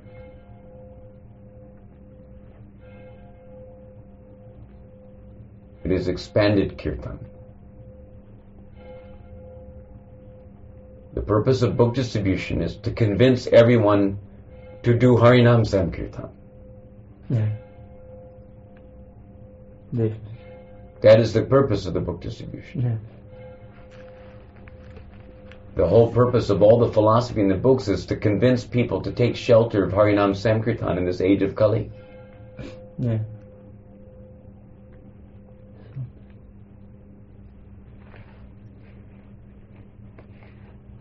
Can books initiate people to the chanting of the pure holy name, or to what extent we can expect the influence of pure devotee through the media of books? because sometimes people say we can take initiation directly from Srila Prabhupada. Anyway, I don't want to get into the rhythmic scene. One thing you should understand is that certainly recorded kirtan has its power.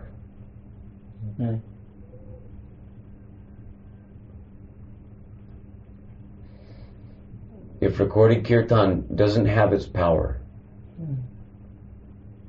then some people say that it doesn't have power. But I say that it does have power, because I say that things which are equal to the same thing are equal to each other. Yeah. So, Brahmarpanam, Brahmahavir, Brahmagno, Brahmanahutam. Yeah. You know the rest of this shloka? Yeah. Конец шлоки какой? Anyway, you can look it up in Bhagavad Gita. I don't know where Bhagavad Gita is in the other room. I left it in the other room. It's 4th chapter, text 24. Anyway, the meaning is that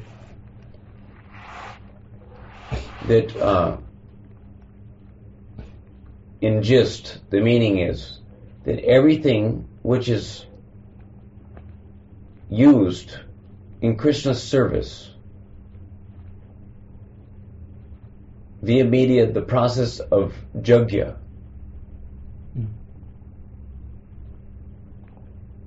becomes spiritualized. So it is not a material machine which is recording. It is a spiritualized machine. So someone may argue that tape recorder belongs to Bhakta Bozo. So he's not so pure, and his, let's say,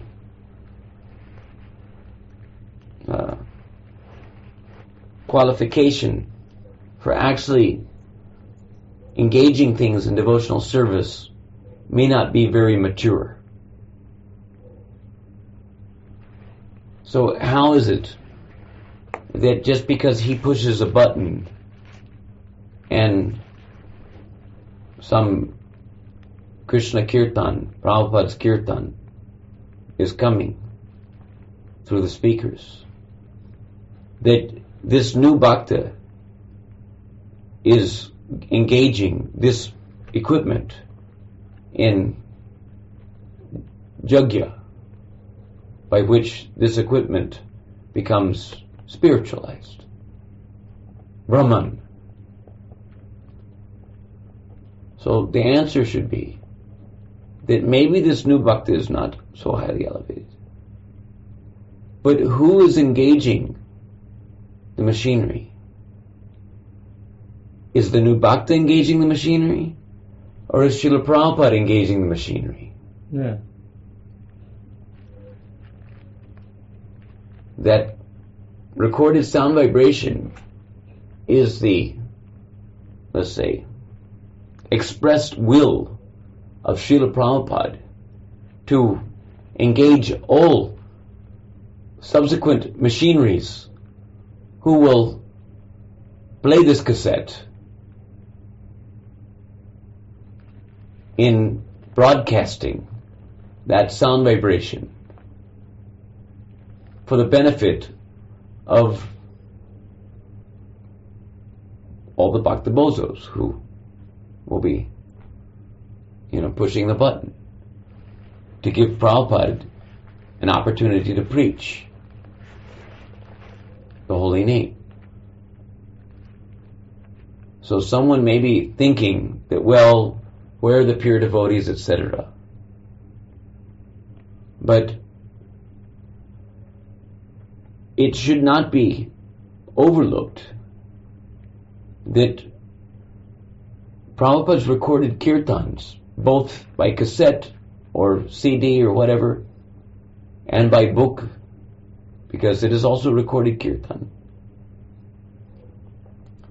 that these recorded kirtans have the power of self-realized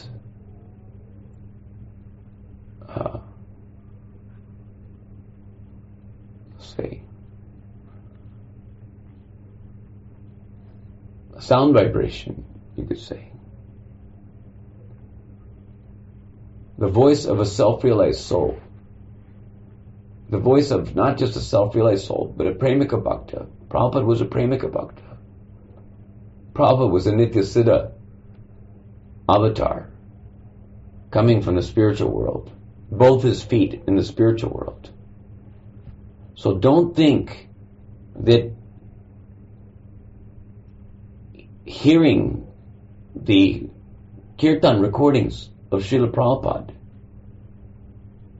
is not association with a pure devotee who is chanting the pure name. Maybe others will not be chanting the pure name. So we might think that, well, where am I going to get that influence? Where am I going to hear? There's no rule in the matter of the broadcasting of the holy name, as is seen in the matter of the Pancharatrika Diksha. Pancharatrika Diksha is only to be given secretly from the mouth of the Guru to the ear of the disciple, with blessings and permission of the Guru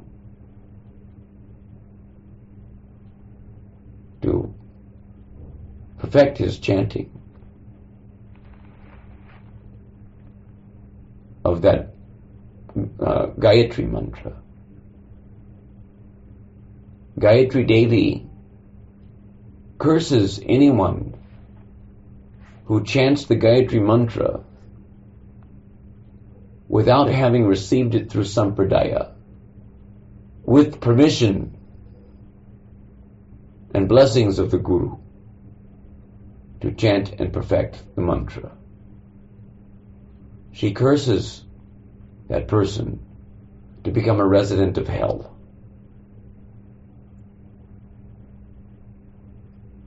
So there is some stringent rules according to Pancharatrika and according to Vedic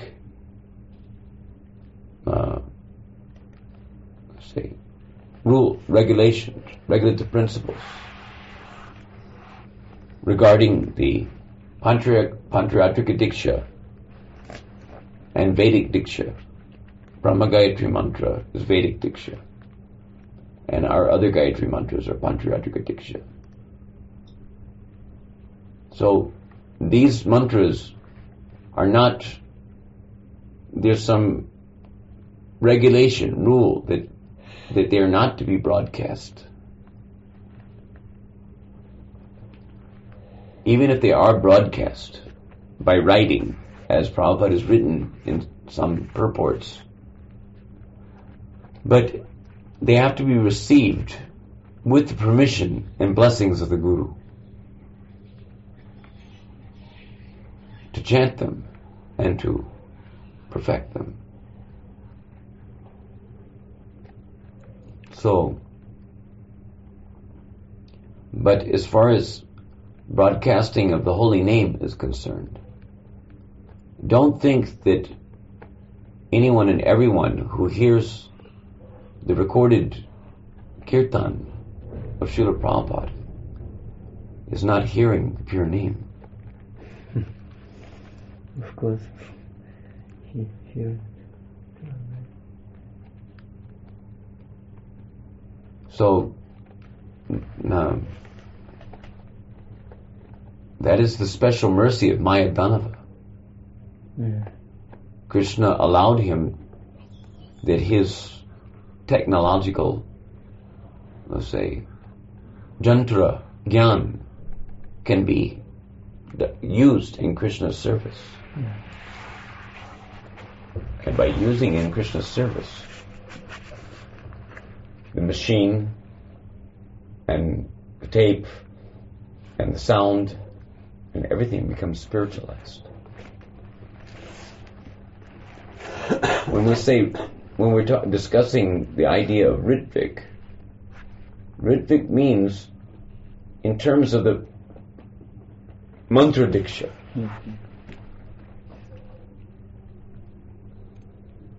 But by the loud broadcasting of the holy name, everyone is initiated into the holy name. As a matter of fact, one time Srila Prabhupada said that everyone is my disciple. He says, actually, everyone is his disciple, but some realize it and some don't.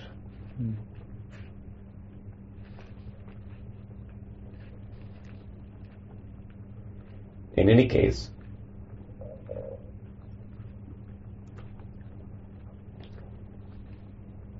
by the mercy of Srila Prabhupada, he allowed his kirtans to be recorded, his lectures to be recorded.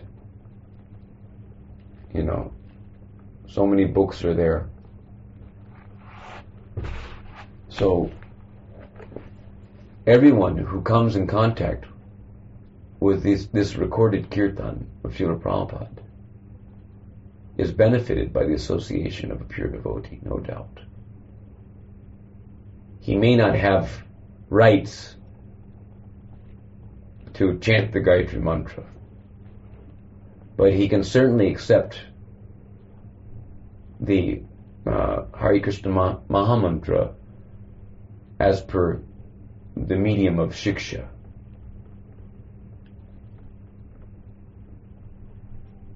Because the broadcasting of the Sankirtan of the holy name of Krishna is part of the Bhagavad Vidi, Bhagavad system. And as far as Bhagavad Vidis are concerned, there is no need for formal diksha or formal initiation as such. It's just a question of the receptivity of the disciple, the willingness to follow, etc. If the books don't have their power, then throw, Bhagavad Gita in the river. Throw Srimad Bhagavatam. Prabhupada is told that you can get all the benefit that you could expect to have. It is written in first canto of Bhagavatam. All the benefit you can expect to have by direct association with Krishna himself, by reading the Krishna Katha on the pages of the Srimad Bhagavatam, to paraphrase it. So don't think that you cannot become Krishna conscious when the Bhagavatam has been presented powerfully in an unmotivated,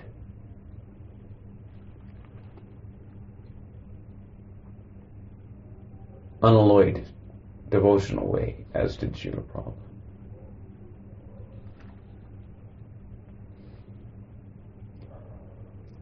Otherwise, throw all Rupa Goswami's books in the Yamuna. Why are we bothering? To read, Bhakti Rasamrita Sindhu, Ujjvala Nilamani.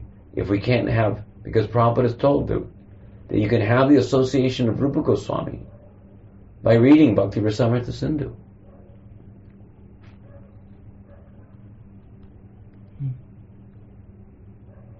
You can have the association of Raghunath Das Goswami by reading Vilap Kushamanjali. You can have the association of Krishnadas Kaviraj Goswami by reading Chaitanya Charitamrita and Govinda Lilamrita. They're giving you the best thing that they can give you. By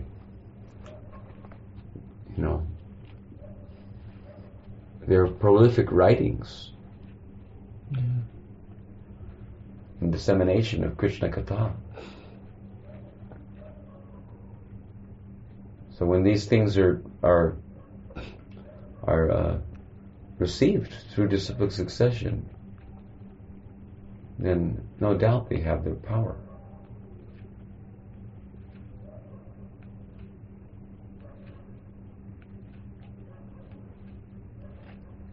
If Krishna wants, he can appear on anyone's tongue in the form of the holy name. He can appear even on the tongue of a dog. Yeah, it was. It doesn't have to be. I mean, generally, it's unexpected that the pure name will appear anywhere and everywhere. Shivananda Sandok. But it is not impossible, because Krishna is independent. Krishna can do what he wants. As we pointed out in the beginning of our discussion, Krishna doesn't even need a tongue to appear in the form of the holy name. The holy name can just appear in the air as a Akashvani, sky voice.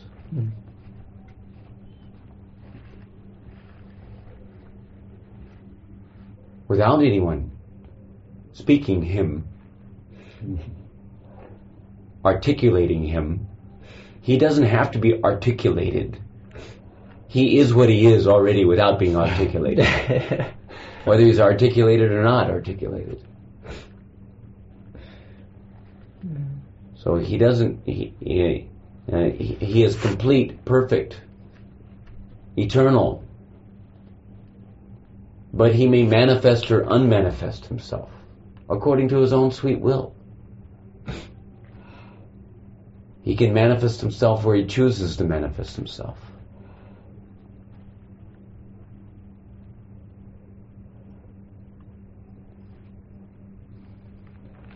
So if he chooses to use even a dog as an instrument, he can use.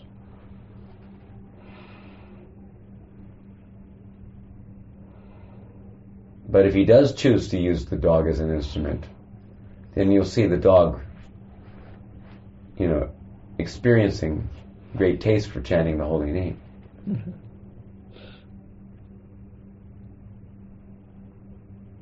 And you may even see the dog exhibiting ecstatic symptoms.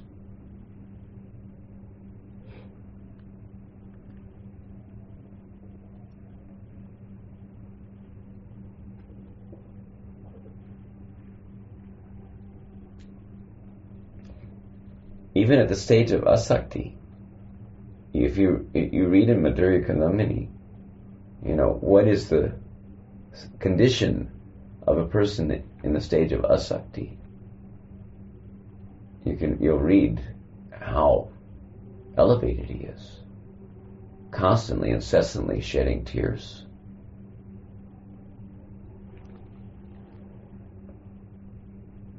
Searching for Krishna everywhere,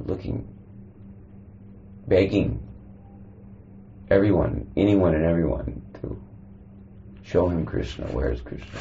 Where is Krishna? Crying for Krishna. And that's the stage of asakti. That's before bhav even. So.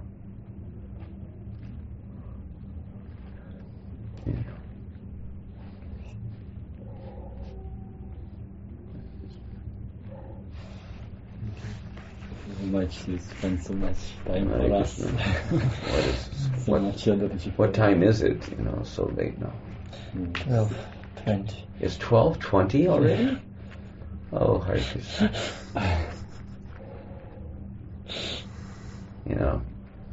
Everyone's going to be, anyone who listens to this, they have to be very patient to be able to listen from the beginning to the end. It's very important. It's our base for life. Anyhow. Thank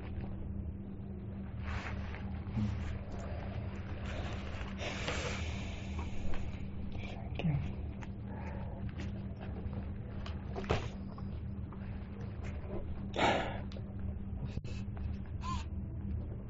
Yeah.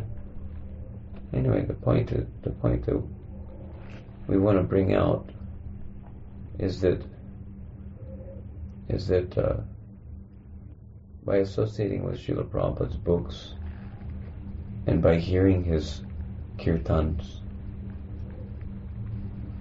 and hopefully there are others also whose kirtan is, say, being instrumentally used by Lord Chaitanya for propagating his Prema Samkirtan movement. But even if we feel at a loss in any other case, but we should know very well that hearing Srila Prabhupada's kirtans, recorded kirtans, his lectures, reading his books, etc., can only reinforce our progress to prema. So it should be well understood that it is not a simple thing to come in contact with the sound of Srila Prabhupada's recorded kirtan, etc. Certainly, it will help us to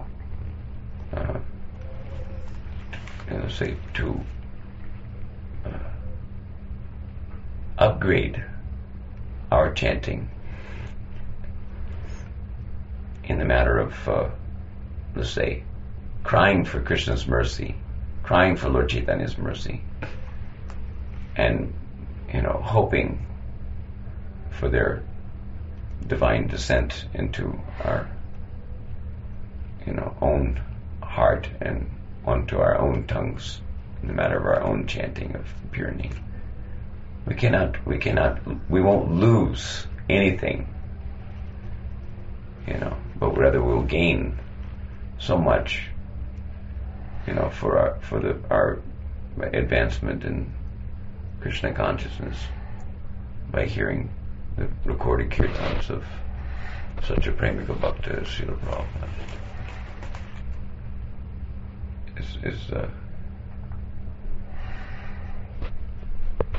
It's only to our advantage that we associate with his recorded kirtans as much as possible. That is association also with a pure devotee. Associating with his writings. Prabhupada said, if you want to know me, read my books. Prabhupada said, what is the value of your 2-minute, 3-minute speech? Just talk long enough to convince them to buy my book, because my self-realized purports, Prabhupada himself said, my self-realized purports will penetrate their hearts and revolutionize their lives. So, if Prabhupada's books didn't have the power to revolutionize the lives of the people of this world, then how is it that thousands and thousands of devotees have come to practically clamoring to the Krishna consciousness movement on account of the influence of Srila Prabhupada's books? How is it that so many devotees, by reading Prabhupada's books, have become anxious to pursue the goal of their lives in the matter of cultivating prema bhakti if they didn't get something from Srila Prabhupada's books. So, therefore, it's just a matter of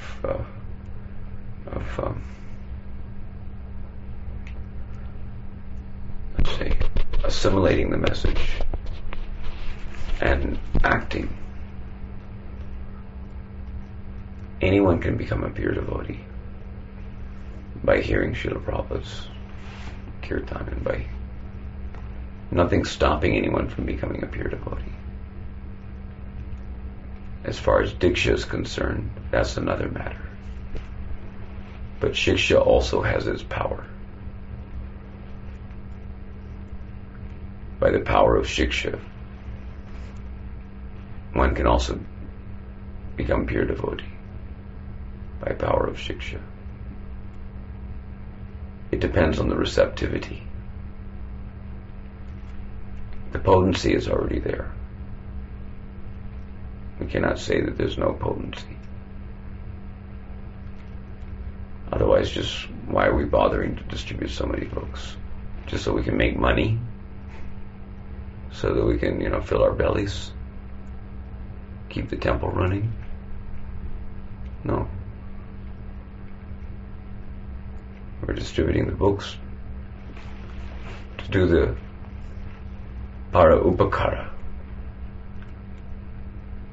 to do good for others. What's the use of doing the good for the others? If doing good for the others doesn't mean helping them to go back home, back to Godhead, helping them to get Krishna prema. So if we're not pure, if our preaching is not empowered preaching, then better to act as an assistant to an empowered preacher by distributing his books, so that his words can be heard,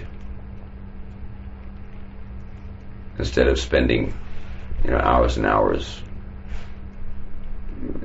discussing. It would be better probably for whoever's listening to this tape to just sit down with a good book. Read Mathurya Kadambini. Read Prabhupada's Chaitanya Charitamrita. Chaitanya Charitamrita is full of nectar about the ultimate goal of life. So, and there's so many other books, hundreds of other books, which are very valuable in the matter of helping us to get the necessary direction to refine our devotional sentiments, to purify our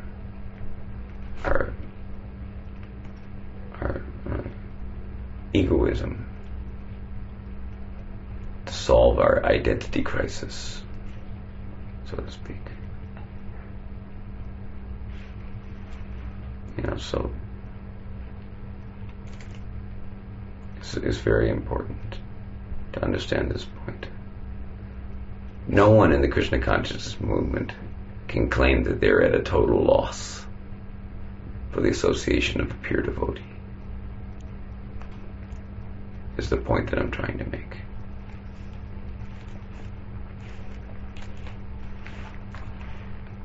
There's no harm in taking shelter of the books left by Srila Prabhupada.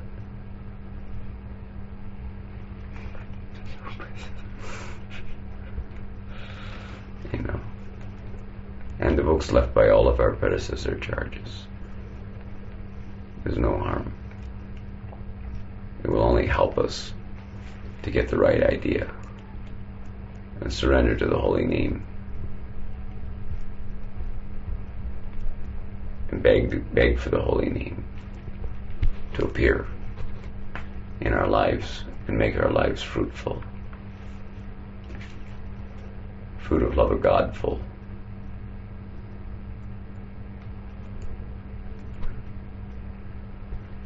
Hare Krishna. That's enough. My voice is getting really weak.